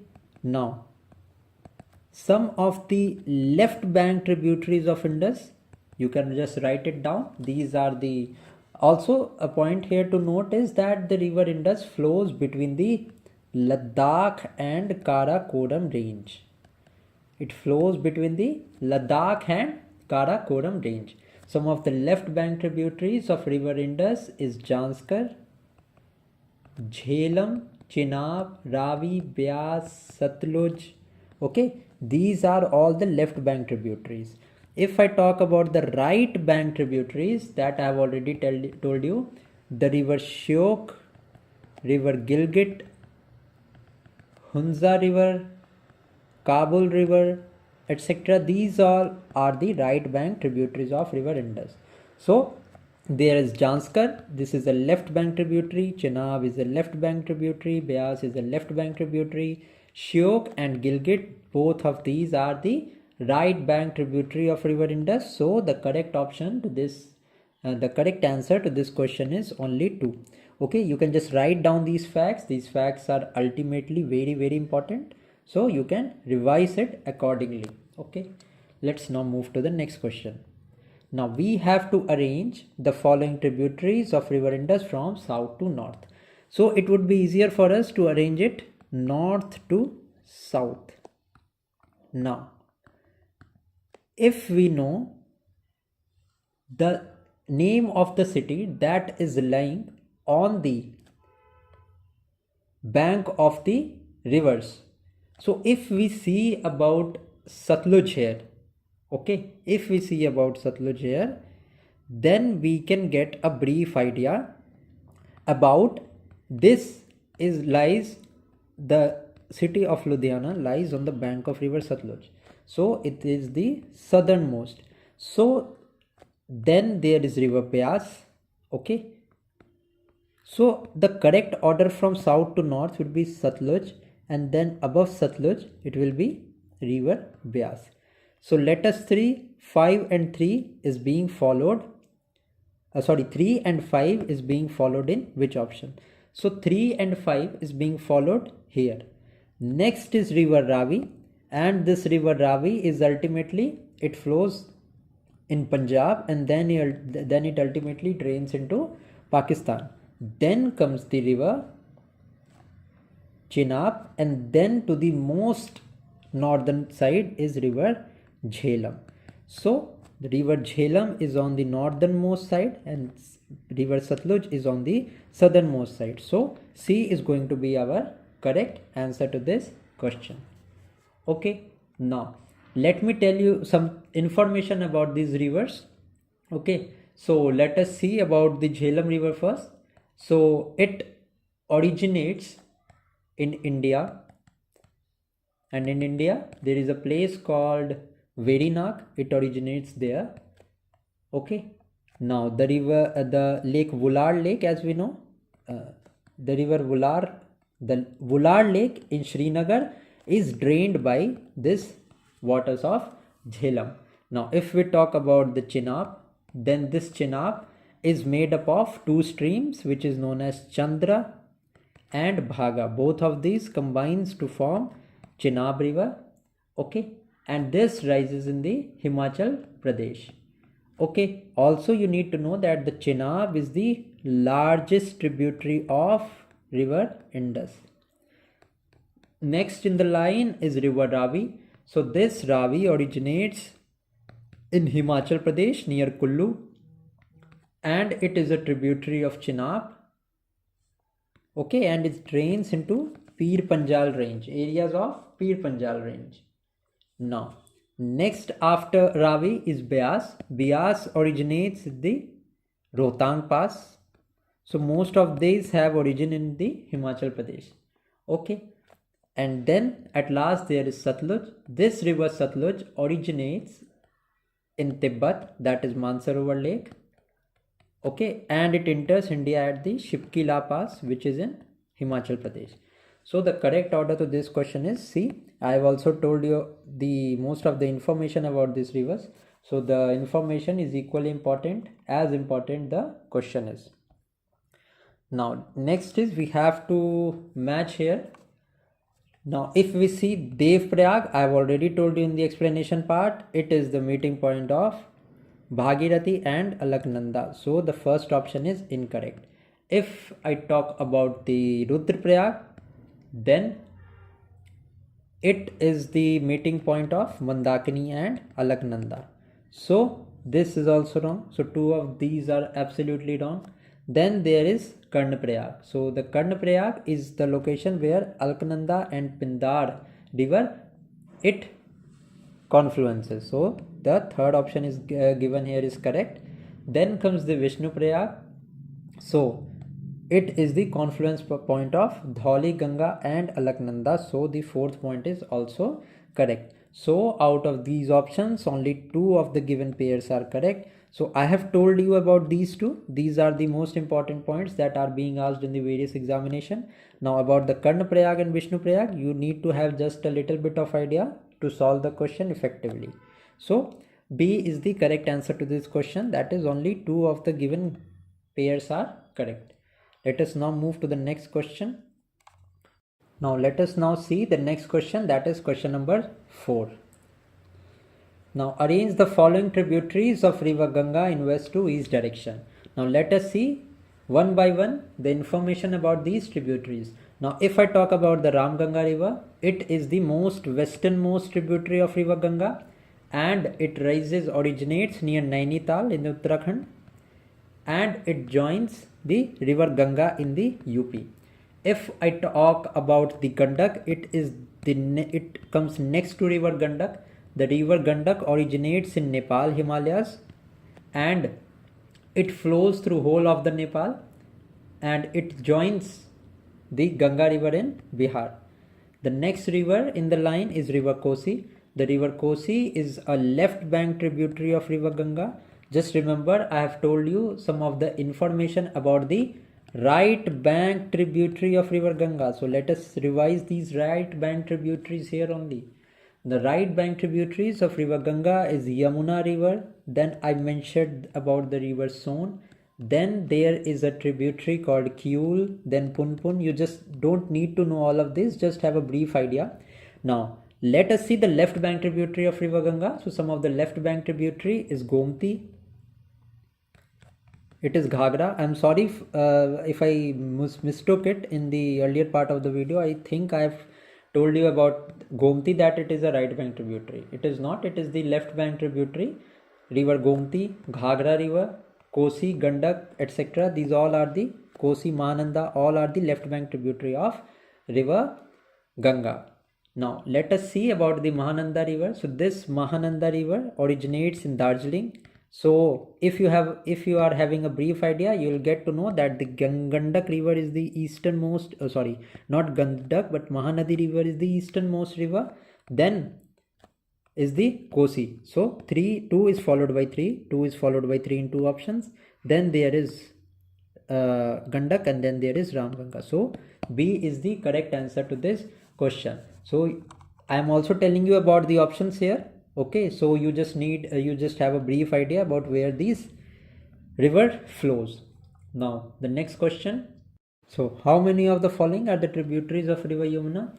Now if we talk about the river Yamuna, let us see some of the information. First of all, the river Yamuna is the longest tributary of river Ganga.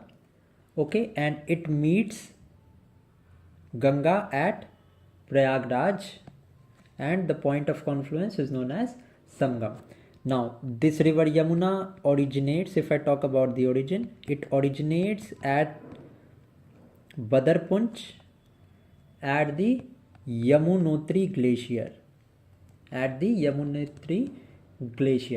Now some of the left bank tributaries of river Yamuna are Hindan, Tons, and some of the right bank tributaries of river Yamuna is Chambal, Sindh, Betwa, Kane. These are all the right bank tributaries. Okay, so here the information is being asked about the tributaries of river Yamuna. So all of this, Hindan, Sabi, Betwa, Kane, all of these are the tributaries of river Yamuna. So the correct answer is all of the 4 is the correct answer. Let us now see the next question, that is, we have to arrange here the tributaries of Brahmaputra from east to west. Okay, now let us talk about firstly about the Brahmaputra river. So this question I have just made this question a little bit difficult to just give you an idea about the tributaries. You just need to know, you don't need to know about the alignment, you just need to have information about the tributaries. Okay, that one is enough. So if I talk about the Brahmaputra, it originates in Mansarovar in Tibet. Next important fact is about some of the left bank tributaries of river Brahmaputra, and these are Siang, Dibang, Lohit, Budhi Dihang, and Dhansi. These are the left bank tributaries. If I talk about the right bank tributaries of river Brahmaputra, this is Subansiri. This is Subansiri. Next one is coming.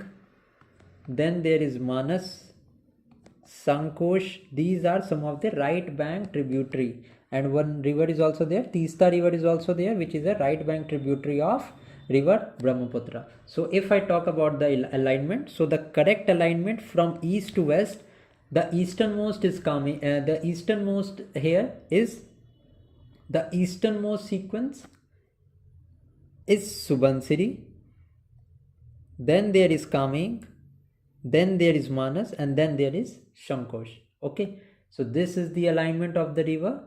Okay, B is the correct answer to this question. You just don't need to know the east to west direction. You just need to know about the left bank, the right bank tributaries, and most importantly, the tributaries of river Brahmaputra. That is enough. This information is enough for you. Now, let us see the next question, that is question number 7. This river originates in Sikkim. Now, in the explanation part only I have dealt with this question. And after flowing through the West Bengal, it joins Jamuna in Bangladesh. Which river has been referred to in here? Now, if I talk about the river that originates in Sikkim and flows in the state of Sikkim, is river Teesta. I have already told this explanation in the explanation part. Okay. And this Teesta river is a tributary of Brahmaputra, and it is known as river Jamuna in Bangladesh. So I hope the fact is clear. Teesta is going to be the correct answer to this question. Now, next question is about, consider the following statement regarding the Indian rivers. The first statement is, Narmada and Tapi are major rivers which flow between the Vindhyas and the Satpuras. Okay, first of all, let us see some of the information about the Vindhyas range. So if I talk about this Vindhya range, these Vindhyas range are found in Rajasthan, Uttar Pradesh, Madhya Pradesh, then there is Bihar, then there is Chhattisgarh. Okay, and if I talk about this Satpura range, this Satpura range lies in Gujarat, Maharashtra, and Madhya Pradesh and Chhattisgarh. So if I talk about the river Narmada, it flows between the Vindhya and the Satpura range. Okay, now the river Tapi, which is given here, it originates in Madhya Pradesh. Okay, and it flows westward and it ultimately drains into the Gujarat. And Gujarat mein kahan? That is Gulf of Khambat. It drains at Gulf of Khambat. So the Tapi river does not flow between Vindhya and Satpura, but the Narmada river does. So the first statement is incorrect. If I talk about the second statement, that Mahi and Luni are the only river in India that crosses the Tropic of Cancer twice. Now there is only one river, that is Mahi river, that crosses the Tropic of Cancer twice. So only second one is the first option is correct, not the Luni river. And river Luni flows in the state of Gujarat, and it is an inland drainage river. It means it originates in the Gujarat only, and it drains in the Gujarat, and it does not meet any river or does not form any delta. It just perishes. Okay, it has an inland drainage. So both of the given statement here are not correct. Let us now move to the next question, that is, we have to mention some of the west flowing rivers in India. Okay, now the correct option to this is a very complex type of question. So you just need to know that the west flowing river is Budha Bangla and Vamsadra are not among the west flowing rivers.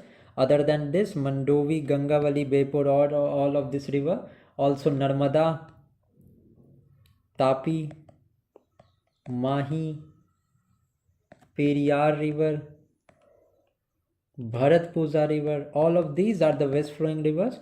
Two of the rivers that you need to know, that you can keep in mind, is Vamsadra and Budha Balanga river. These are the east flowing rivers, not the west flowing rivers. So 3 and 5 is the correct answer to this question.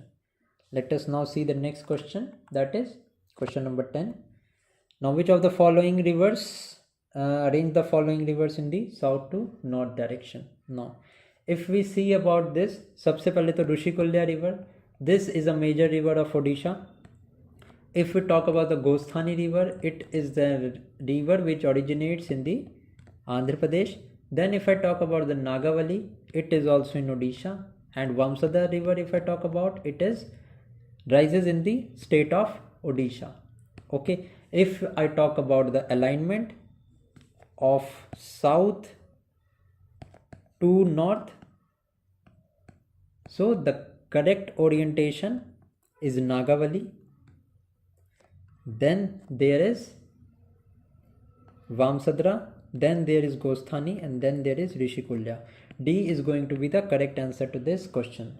So these are some of the important points. The explanation part of this video is very important.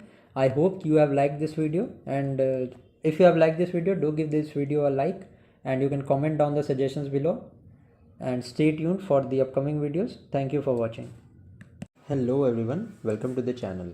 So today we are going to start our next chapter in the series of geography through mapping, and our today's topic is going to be about the important world rivers and some of the seas that are often asked by the UPSC and the state PSC examinations. Now first of all, I will give you some of the important PYQs that have been asked in the previous exams. So let us see these important facts first, and then straight away we will move to the MCQs of this chapter. Now first of all, you need to know that the river Zambezi drains into the Indian Ocean. Okay. The next important point is Zaire, that is also known as the Congo River. It crosses the equator twice. Now this is the most important fact, and this year this fact is going to be asked because the Congo River has been in news. Next is river Yangtze. Yangtze is the largest river of Asia. Okay. Now the next point is Volga drains into the Caspian Sea. Now this Caspian Sea is really much important, and you need to know about the countries that are bordering the Caspian Sea. Now if I talk about the Caspian Sea boundary, the countries that boundary the Caspian Sea, you can remember it by a simple mnemonic known as Tariq. Okay, so what is this, the full form of this Tariq? So the T stand for, I'm sorry, there was a technical glitch.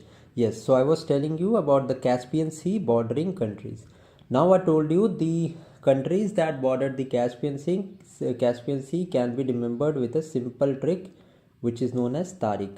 So what does this Tariq stands for? So T stands for Turkmenistan. Okay.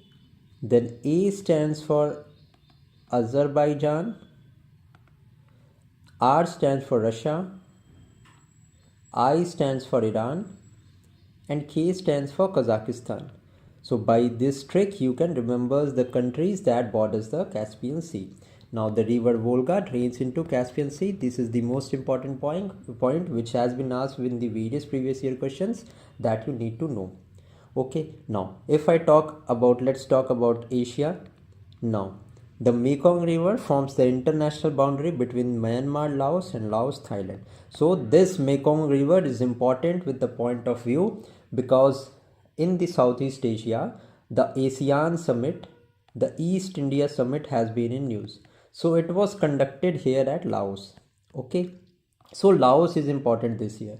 So if a question is asked on Laos, it can be asked from the geographical point of view that the Mekong River has its border with which of the countries. So you need to know that the Mekong rivers form the international boundary between Myanmar, Laos and Thailand. Okay, let's now move to the next facts, that is Sea of Marmara. So this is in news this year, that is why I have included this.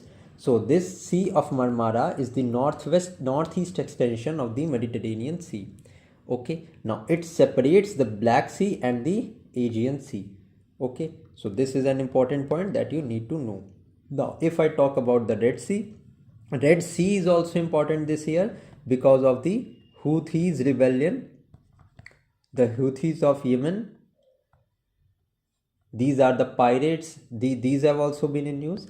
Also, the pirates of the Red Sea has been in news, regarding which many of the piracy activities were done by them, and it was a global. It was a most discussed phenomenon in the year 2024. So the countries that border the Red Sea can be asked in the news. Okay. So if I talk about the countries that border the east shore, so these countries are Saudi Arab, Yemen, Israel, and Jordan.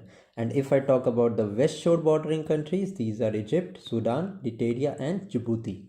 Okay, these are the countries that border the Red Sea. Now next is the Baltic Sea. Now some of the countries, these are just such as Estonia, Latvia, and Lithuania.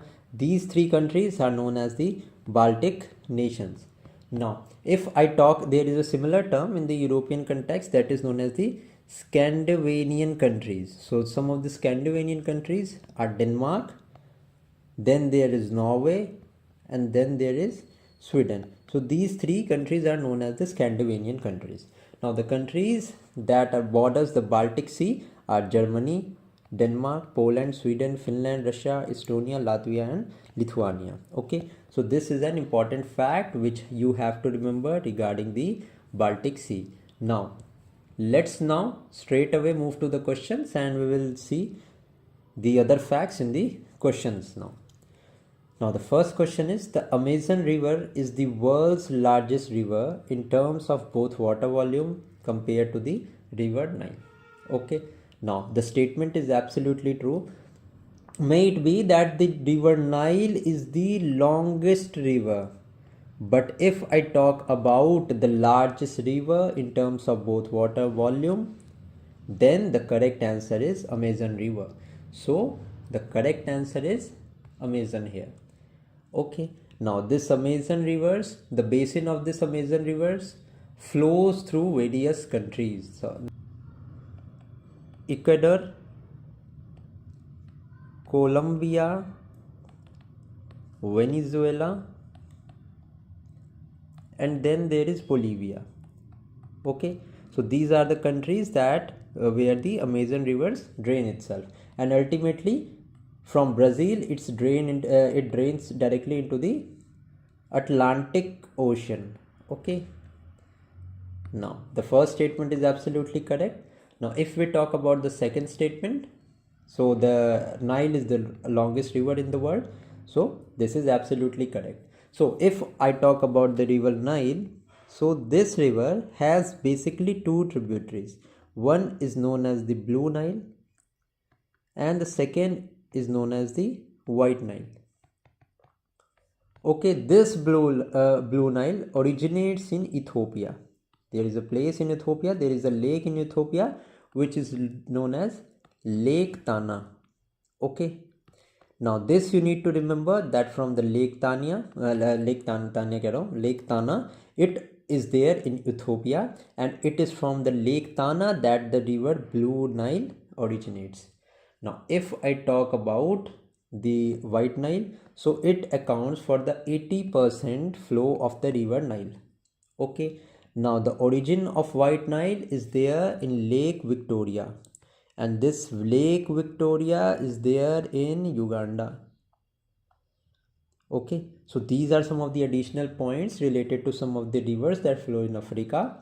Basically I've told you about the Amazon river, and then I've told you about the river Nile. So इतने facts अगर आपको ध्यान में रहते हैं, so it is most likely that you are going to solve the question. Okay, now if I talk about the statement here, the second one was also right. Yes, the Blue Nile river is responsible for the 85% of the Nile flow. Yes, it is correct. Blue Nile river is responsible for 85, not White Nile, sorry. It is the Blue Nile river that accounts for the 85% flow of the river Nile. Okay, now the places from which it originates, you have to remember that. So correct option हमारे यहाँ पे only 3 है, that is all of the given statement are correct. ठीक है, यहाँ पे एक option गलत हो गया था, that is why I have eliminated that. So only 3 is the correct answer. Okay, let's now move to the next question. Now we have to match the cities with their rivers. Now if I talk about London, So London is in United Kingdom and it lies on the banks of river Thames. Okay. Now if I talk about Rome, Rome is in Italy and it lies on the bank of river Tiber. Then there is New York, New York river Hudson is absolutely correct. If I talk about Vienna, that is in Austria, it lies on the bank of river Danube. ठीक है. So first is incorrect. यहाँ पे fourth is incorrect. So what is the correct option this question? It is the only two of the given statement here are correct. Okay, so only two is the correct answer here. Now let us move to the next question. That is, consider the following statement about Nile River. While Nile, after combining with Blue Nile at Khartoum, is collectively known as the Nile River. Then the second point is, Port Alexandria is an important port of Nile River. Now let us see this. Now the White Nile River, I already told you, it rises from the Lake Victoria, okay, which is in Uganda and Tanzania. दो तीन countries को cover करती है. And then it reaches Khartoum in Sudan, and it converges there with the river Blue Nile. Okay, and I have told you the Blue Nile River originates at Lake Tana in Ethiopia. Okay, and then river Nile, when the White Nile and the Blue Nile combines, then it becomes Nile. And then this river Nile flows and drains into the Mediterranean Sea in the northern Egypt. Okay, so the first statement given here is absolutely correct. Now if I talk about the Port Alexandria is an important port of river Nile. Now this Port Alexandria is there on the banks of the country of Egypt. Okay, now this Port Alexandria, as we know that the river Nile flows and it flows through Egypt and drains into the Mediterranean Sea. So it is an important port of the river Nile. This is also absolutely correct statement. So the correct answer to this question would be both the statement here given are correct. Okay. Now next is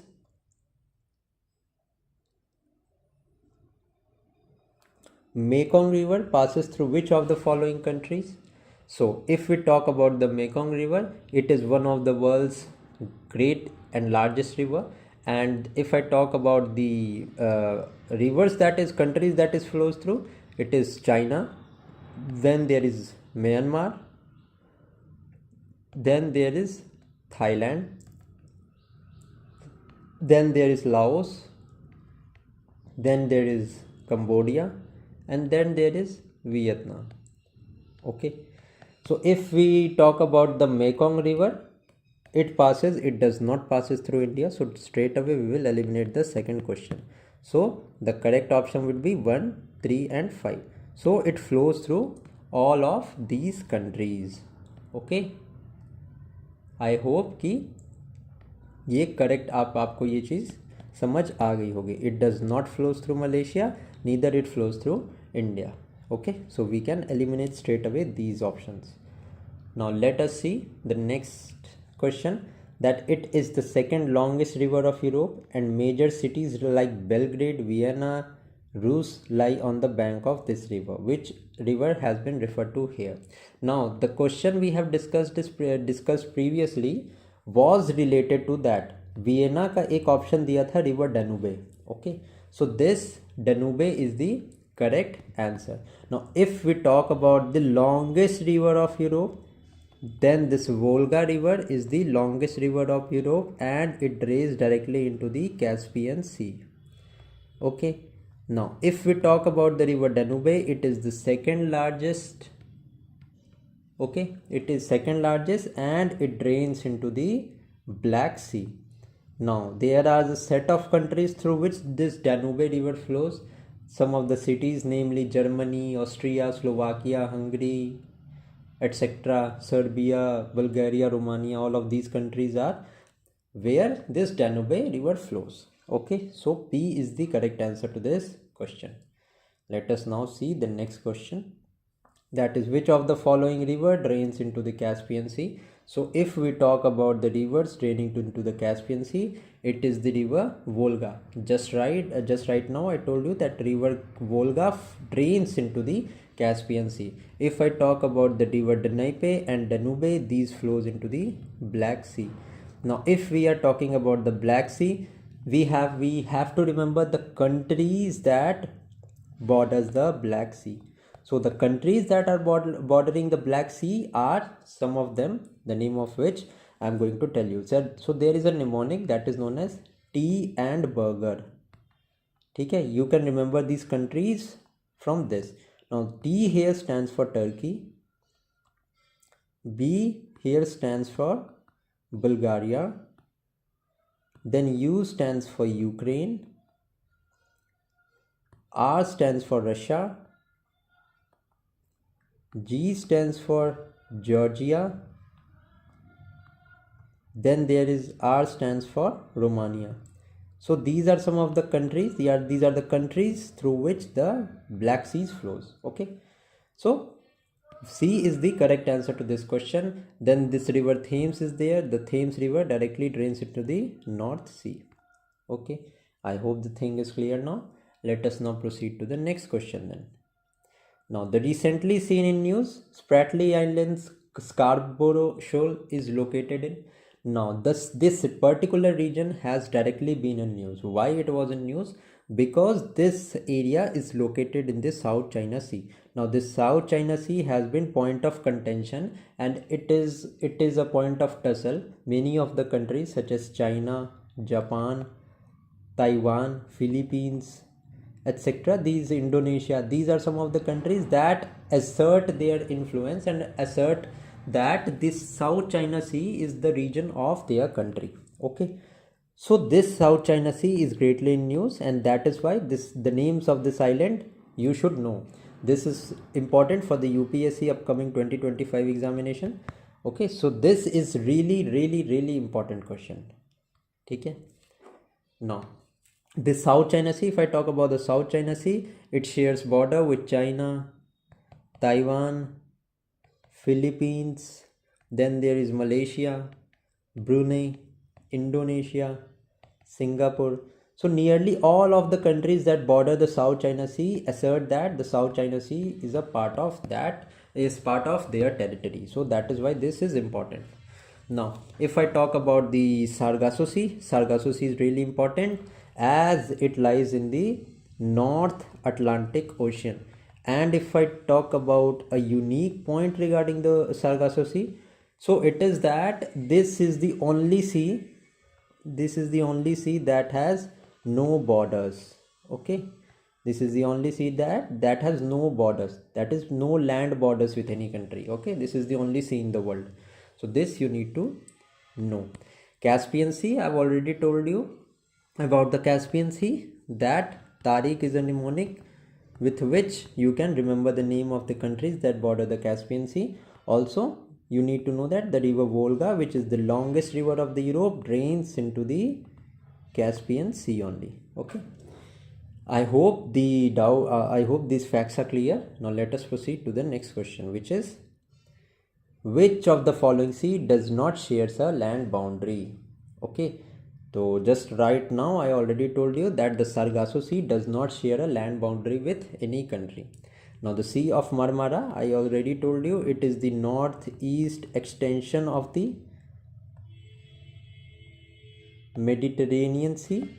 Also, this separates the Black Sea and the Aegean Sea.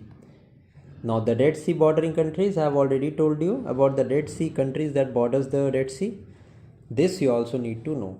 Let us now move to the next question, that is, which of the following countries does not share its boundary with Baltic Sea? Now I already told you that the Baltic Sea does not share borders with Moldova. So which are the countries with which Baltic Sea shares its border? The name of these are Germany, Denmark, Poland, Sweden, then there is Finland,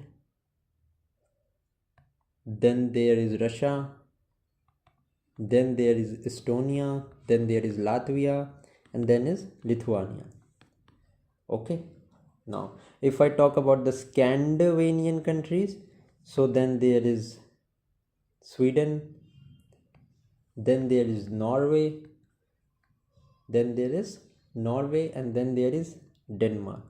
So these are the countries which are known as the Scandinavian countries. Okay, so I think the correct answer, this question is Moldova. Next question is, which of the given river crosses the equator twice? So it is the river Zaire, and this Zaire river is also known as river Congo. So this Congo river crosses the equator twice. So C is the correct answer to this question.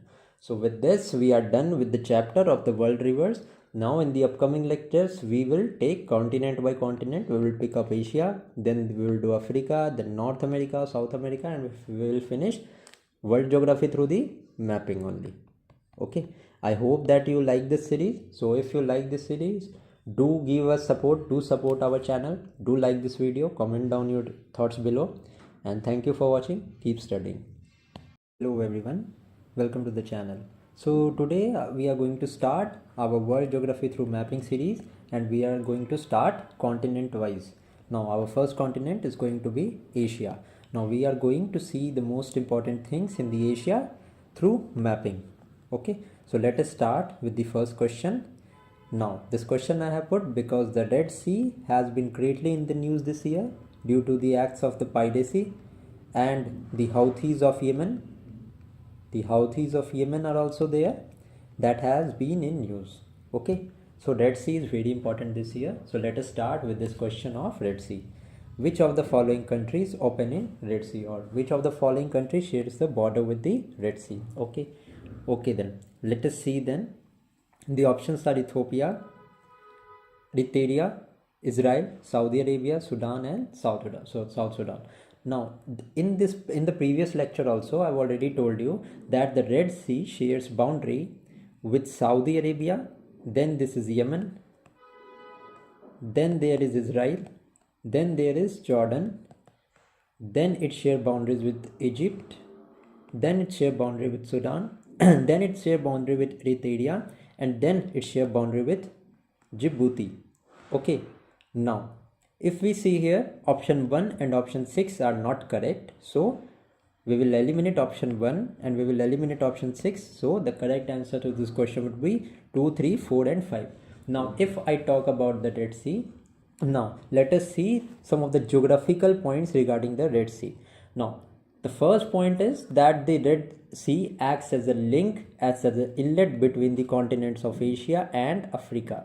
Okay, this is the most important point. Now, and it is also one of the most saline bodies of the world. Okay, although the Dead Sea is the most has the most salinity, but the Red Sea also has a high degree of salinity.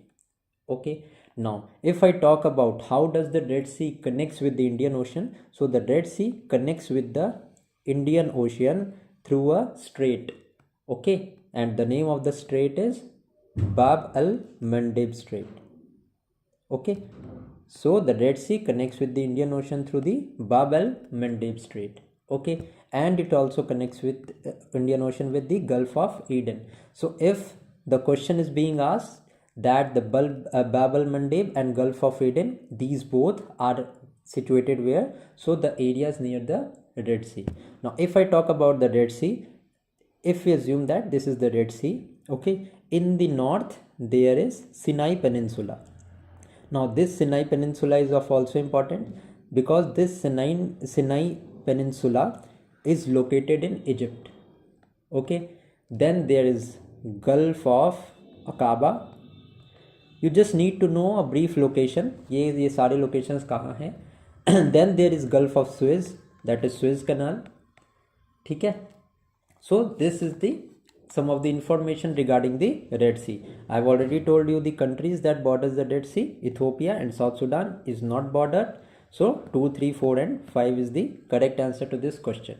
Let's now move to the next question. Now this question is also of great importance. Why it is important? Because This question is based on Israel. Now, Israel and Palestine are in war with each other. Now, the Palestine, a terrorist organization named Hamas is operating, on which Israel is conducting operations. Now, if I talk about some of the operations that Israel has conducted against the Hamas, is Iron Sword. Okay, now the Iron Sword was the military operation that Israel conducted against Hamas.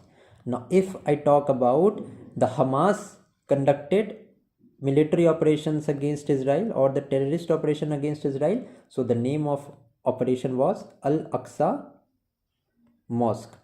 So the Al-Aqsa operation was conducted by Hamas against the Israel.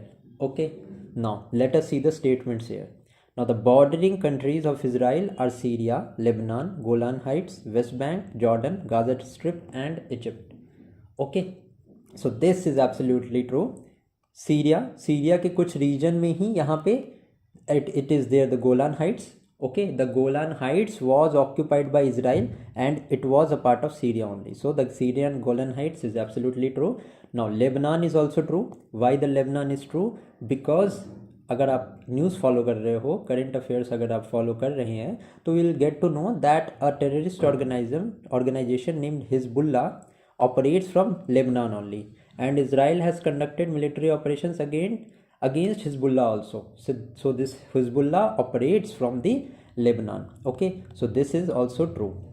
Now, if I talk about Gaza and Egypt, so this Gaza Strip is somewhat connected with Egypt, and Egypt में there is a place in a Gaza Strip which is known as Philadelphia corridor. It is a place that connects Egypt and Gaza Strip. Okay, and this is also related to Israel. So Gaza Strip and Egypt is also correct. Now, if I talk about the Jordan, so in the previous question I already told you about Gulf of Aqaba. Now, this Gulf of Aqaba is a large gulf that is situated on the northern tip of the Red Sea. मैंने बताया था Red Sea के northern tip पे there are some places in which I mentioned about the Sinai Peninsula. Then I also told you about the Gulf of Aqaba. Okay, so this Gulf of Aqaba borders Israel, it borders Jordan, then it borders Egypt, and it also borders Saudi Arabia. Okay, now the areas of West Bank, यहाँ पे भी Israeli operations conduct होता है. So all of the given options which are given here, these are the bordering areas of Israel. So the first statement is absolutely correct. Now, if I talk about the second statement, the Gulf of Aqaba is a large gulf at the northern tip of the Red Sea. यहाँ तक तो बिल्कुल accurately the statement is correct.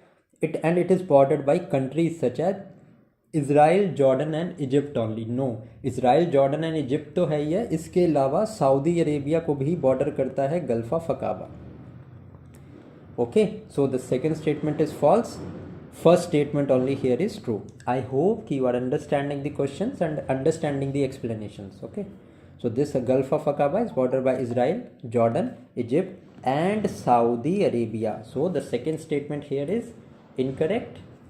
So only one here is correct. Now let us proceed to the next question. This question is regarding, we have to arrange these following straits from west to east. Now you can just pause this video and try this question on your own. Now I am going to tell you where all these straits are. Now, when I was telling you about the Red Sea, I told you that the Bab al-Mandeb Strait is located between the Red Sea and the Gulf of Eden. Then if I talk about the Lombok Strait, this Lombok Strait is a narrow passage that connects the Bali Sea with the Indian Ocean. Okay. Now, if I talk about the Park Strait, this all of you will know that it connects the Indian Ocean with the Bay of Bengal. And if I talk about the Strait of Hormuz, it connects the Gulf of Oman and Persian Gulf. So if we look at the orientation, so the easternmost will be the Lombok Strait, and west to the Lombok Strait will be the Park Strait. Okay, so 3-2 is the correct orientation. 3-2 is the correct orientation. Then comes the Strait of Hormuz, and the most westernmost is Bab al-Mandeb, that is situated in the Red Sea. And that is situated in the Red Sea, and it connects the Red Sea with the Gulf of Aden. Okay, so D is going to be the correct answer to this question. I hope all of you have done this question correctly. Now let us move to the next question. That is, recently China conducted military exercises near the area called Shan, which is the border region of which country? Now this area of Shan is located in the region of Myanmar. Okay, this you need to know. Okay, Myanmar is the correct answer to this question. Let us now move to the next question. That is, which of the following countries shares its border with the Mediterranean Sea? Okay, now we have to tell the countries that share borders with the Mediterranean Sea. Now Mediterranean Sea is very important, and if I talk about the countries that share border with the Mediterranean Seas, so now there are nearly 21 countries that share borders with the Mediterranean Sea. And now I'm not going to tell you to learn these countries straight away. Now let us make a mnemonic. So I have made a mnemonic, not I have made it, but I have gathered it through the internet sources. So this is a mnemonic through which you will learn which of the countries share its border with the Mediterranean Sea. Now this mnemonic is Psi Phi GM4 Castle Blast. Castle Blast. Okay, now let us see the name of the countries. Now S stands for Spain, C stands for Cyprus, I stands for Israel. If I talk about F stands for France, then this I stands for Italy. Okay, now Sci-Fi is complete. Then there is GM4. G stands for Greece, M stands for Morocco, and M4 का मतलब है कि M से 4 countries है. Okay, तो ये 4 countries में से let us see. First one is Morocco, then the next one is Monaco, then the next one is okay, so 2 countries are there with M here. Okay, one is Morocco, another one is Monaco, and then the next country with M is Montenegro, and the next is Malta. So these are the countries with the name M. Then if I talk about C, then C से है हमारी Croatia, then comes the A से Algeria, S से Slovenia, T for Turkey, L for Lebanon, E for Egypt. If I talk about this mnemonic blast, so B stands for Bosnia and Herzegovina, 2 of the countries. Then there is Libya, then there is Albania, then the another S is Syria, and then T stands for Tunisia. Okay, so these are the countries, these are the 21 countries. Now दोबारा से revise करते हैं. Sci fi से क्या था? S से Spain, C for Cyprus, I for हमारा Israel, then F for France, I for Italy. These 2 are the European countries. Five में जी स्टैंड्स फॉर ग्रीस, फिर M4, M stands for Morocco, then Monaco, then Montenegro, then Malta. Then हमारा C से क्या था? C से था हमारा Croatia, then A stands for Algeria, S stand for Slovenia, T for Turkey, L for Lebanon, E for Egypt. Then BLAST से हमारा क्या था? बी से 2 यूरोपियन कंट्रीज थी, the one is Bosnia and Herzegovina, and then L for Lebanon, not L for Lebanon but Libya. Lebanon तो हमने देख लिया. Then A stands for Albania, S stands for Syria, and T stands for Tunisia. Okay, these are the countries that borders the Mediterranean Sea. Now अब in the given options let us see which of the countries does not border. तो क्या Jordan हमने देखा? Jordan तो कहीं भी नहीं था साई फाई में. साई फाई, उसके बाद तक क्या था?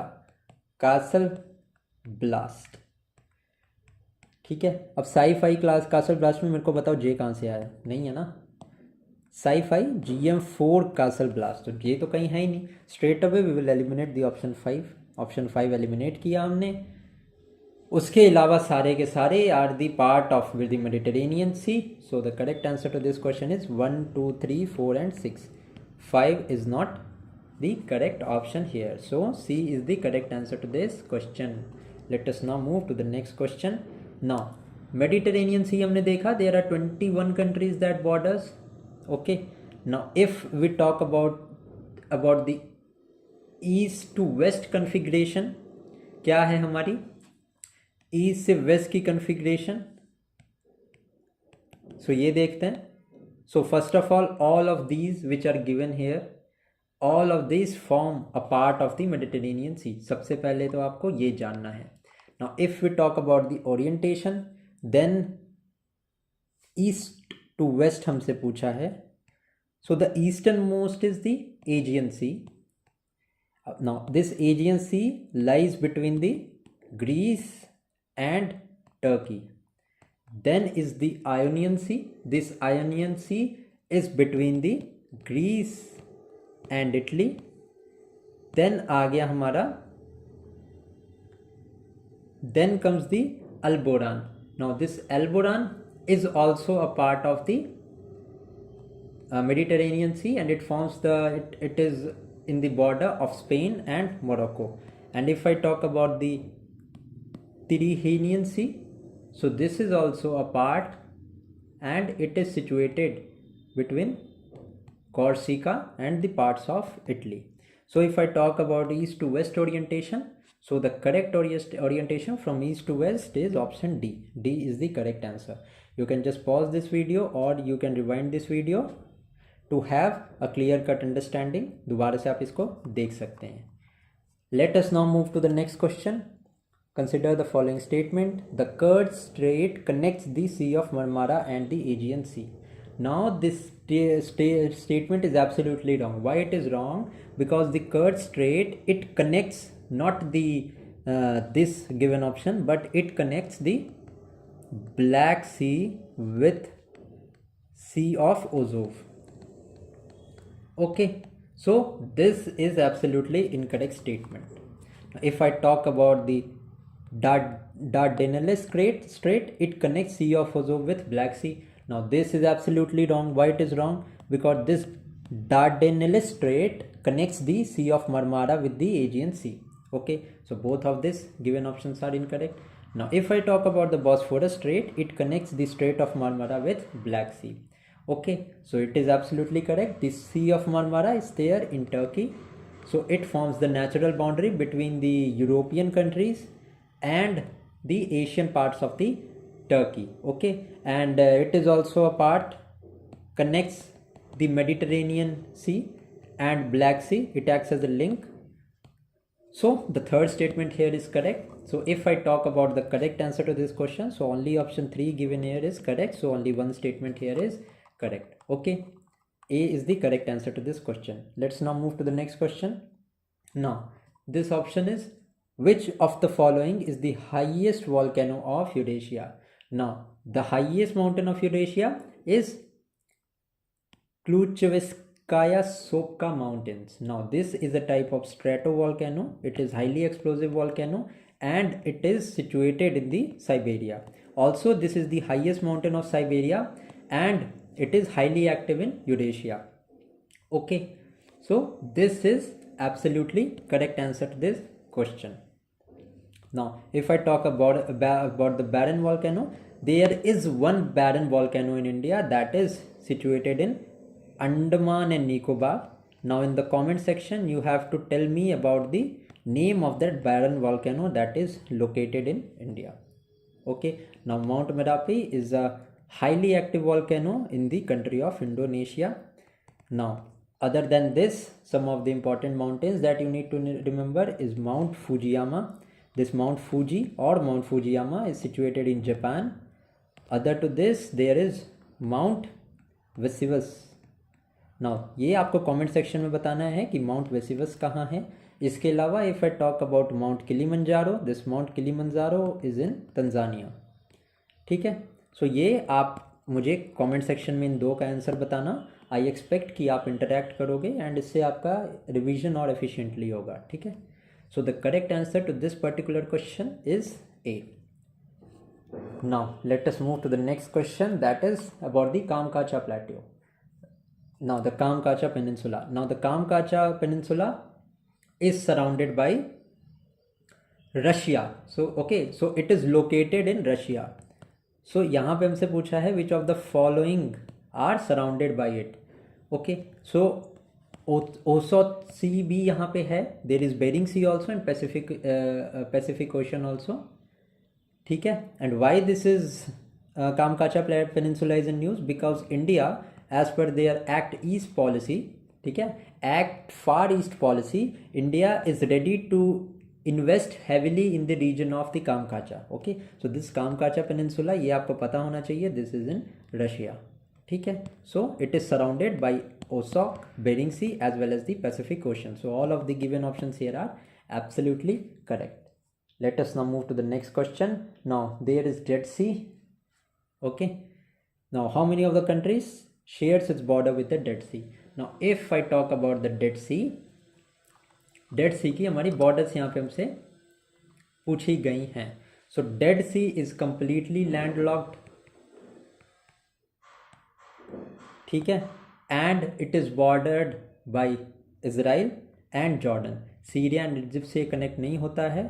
Only two of this, that is Israel and Jordan से इसकी बॉर्डर लगती है. And this is absolutely correct हमारा. ठीक है. It lies to the east of Mediterranean Sea and south of the C of Galilee. अगर आपसे ये भी पूछ दिया जाए कि सी ऑफ गैलीली कहाँ है, so you should know that it is in the region of West Asia. So only two options given here are correct. So it borders with Israel and Jordan. Syria and Egypt बिल्कुल incorrect है. That is why B is the correct answer to this question. Let us now move to the next question. अब देखो, sea of Galilee की मैंने बात की, so I put a question here on the C of Galilee. ठीक है. With reference to the Sea of Galilee, consider the following statement. Now, the Sea of Galilee, it shares, Israel and Syria share border with the Sea of Galilee. ठीक है. It is absolutely correct. So, if I want to tell you about the Sea of Galilee, it is also known as Lake Tiberias. Okay, and it is a freshwater lake. It is a freshwater lake in Israel. Also, it shares boundary with Israel. It shares boundary with Syria and it shares boundary with Jordan. Okay, so this Sea of Galilee shares border with Israel, Syria and Jordan. ठीक है. अगर यहाँ पे Jordan भी होता, so that would have been the correct option as well. So the first statement is absolutely correct. Next is, it is the lowest saltwater lake of the earth and located below the sea level. Now, it is not the lowest saltwater lake but the lowest freshwater lake.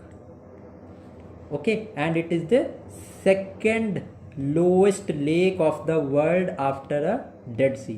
Now Dead Sea, we have seen Dead Sea shares the boundary with Israel and Jordan and it is the saltwater lake, whereas the Sea of Galilee is a freshwater lake and it is the second lowest lake in the world. Okay, so I hope this statement is absolutely clear. So the correct answer to this question will be only one. Okay, second statement is absolutely incorrect. Now let us move to the next question, that is hills such as Dhaulagiri, Mansalu, Cho Oyo, Shishpangam are located in. So this Dhaulagiri, Mansalu, अगर आपको धौलागिरी पता है तो you should know कि ये नेपाल में है. Okay, so this hills such as Dhaulagiri, Annapurna, etc., these all are situated in Nepal. So Nepal is the correct answer to this question. Now, अब आ गया क्वेश्चन हमारा कैस्पियन सी पे. नाउ इसके पहले का लेक्चर अगर आपने देखा है तो you will get to know that Caspian Sea के लिए मैंने एक निमोनिक बताया था आपको, तारीख के नाम से. ठीक है. एंड हमें बॉर्डर से पूछ रहा है. तो T here stands for Turkmenistan, A stands for Azerbaijan, R stands for Russia, I stands for Iran and K stands for Kazakhstan. ठीक है. तजाकिस्तान का कहीं मेंशन नहीं है और ये बॉर्डर शेयर नहीं करता है कैस्पियन सी से. That is why we will eliminate the 3. So correct option हमारा क्या होगा? Rest of the 4 options that are given are absolutely correct. You can remember this trick तारीख. I have give you the explanation. T for Turkmenistan, A for Azerbaijan, R for Russia, I for Iran, and K for Kazakhstan. ठीक है, so correct answer to this question is only 4 is the correct answer. Now we have to arrange these seas from the north to from south to north. Now if I talk about the northernmost, there is the Java Sea. सबसे पहले तो हमें south to north बताना है, ठीक है, south to north, ठीक है. सो देखो, जापान एज वी नो, जो जापान है हमारा, ये हमारा सबसे नॉर्थ में होगा, एंड जावा का पोर्शन तो ये इंडोनेशिया में है, और ये चाइना सी आ गया, तो ऑब्वियसली जो सदर्न मोस्ट होगा ना वो जावा सी ही होगा. तो लेट अस सी किस किस ऑप्शन में जावा सी है, तो 2 ऑप्शंस में हमें ये मिला, ठीक है.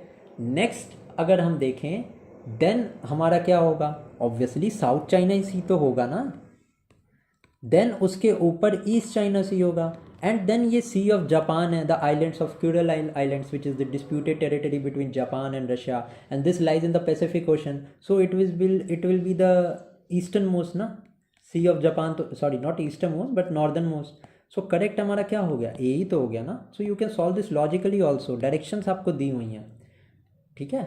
ए हमारा करेक्ट आंसर होगा. आई होप कि ये आपको समझ आ गया है. Let's now move to the next question.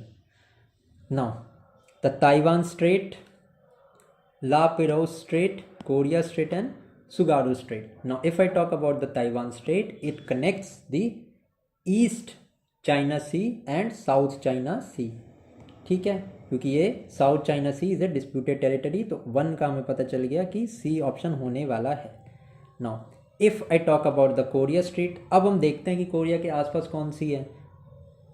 तो कोरिया के आसपास हमें कुछ दिख रहा है क्या, yes, Sea of Japan and East China Sea दिखा, तो 3 का हमारा क्या होगा, ए होगा. चलो ये भी 2 ऑप्शन में है.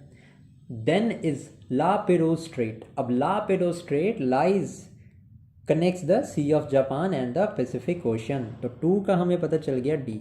सो करेक्ट आंसर हमारा क्या होगा. नाउ सुगारू स्ट्रेट की अगर मैं बात करूं, तो it connects the C of Japan and the C of Okhotsk. Sea of Japan no, I am sorry, यहाँ पे कुछ गड़बड़ हो गई है. See the Taiwan Strait connects the East China Sea and South China Sea. If I talk about the La Perouse Strait, it connects the Sea of Japan with the Sea of Osok. Then the Korea Strait connects the East China Sea with the Sea of Japan, and Sugaru Strait connects the Sea of Japan with the Pacific Ocean. So the correct answer to this question will be A. Okay. Let's now move to the next question. Next question हमारा क्या है, 9 dash line. बहुत ज़्यादा news में रही है ये 9 dash line, ठीक है. एंड क्यों न्यूज़ में रही है, क्योंकि I have been constantly talking about the South China Sea. So China ने क्लेम किया है साउथ चाइना सी के ऊपर, and it has termed the 9 dash line as its border. Okay, so this is as per the 9 dash line, 90% of the South China Sea, okay, is being claimed by the China.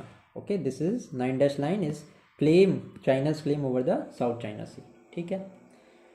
So C हमारे यहाँ पे correct answer होने वाला है. Now if I talk about the next question, that is about the Gaza Strip. Now the Gaza Strip is completely surrounded by Israel on the south and the Black Sea on the north. अब देखो यहाँ पे कितना extreme statement है, completely. भाई completely तो surrounded ही नहीं है.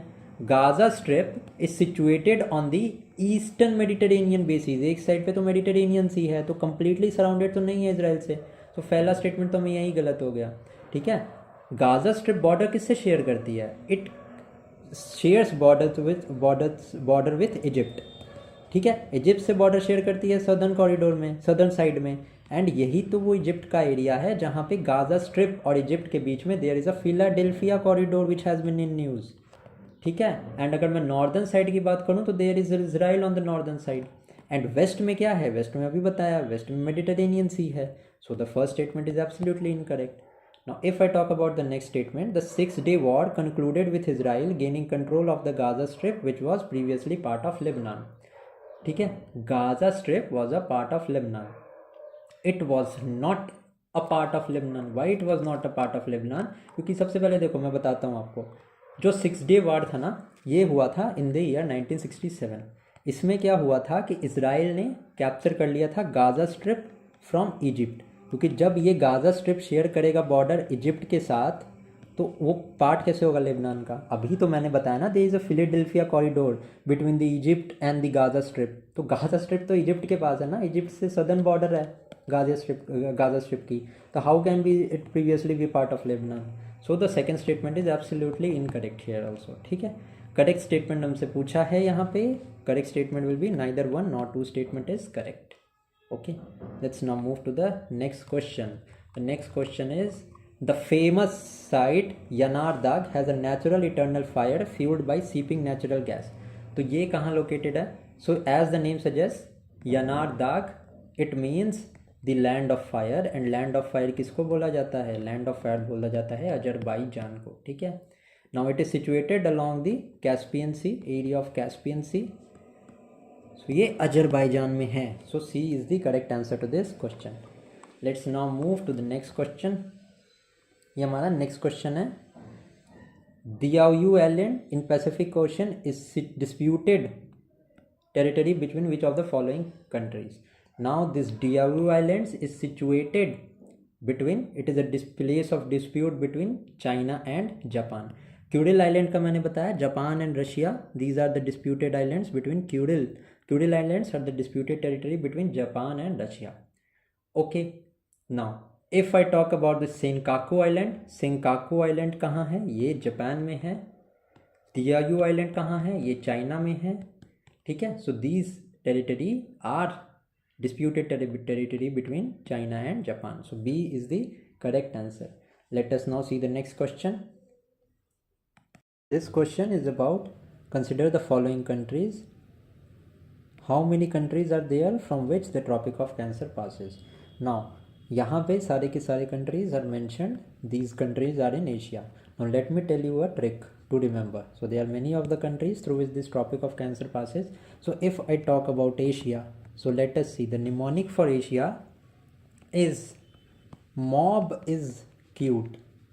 So this M stands here for Myanmar,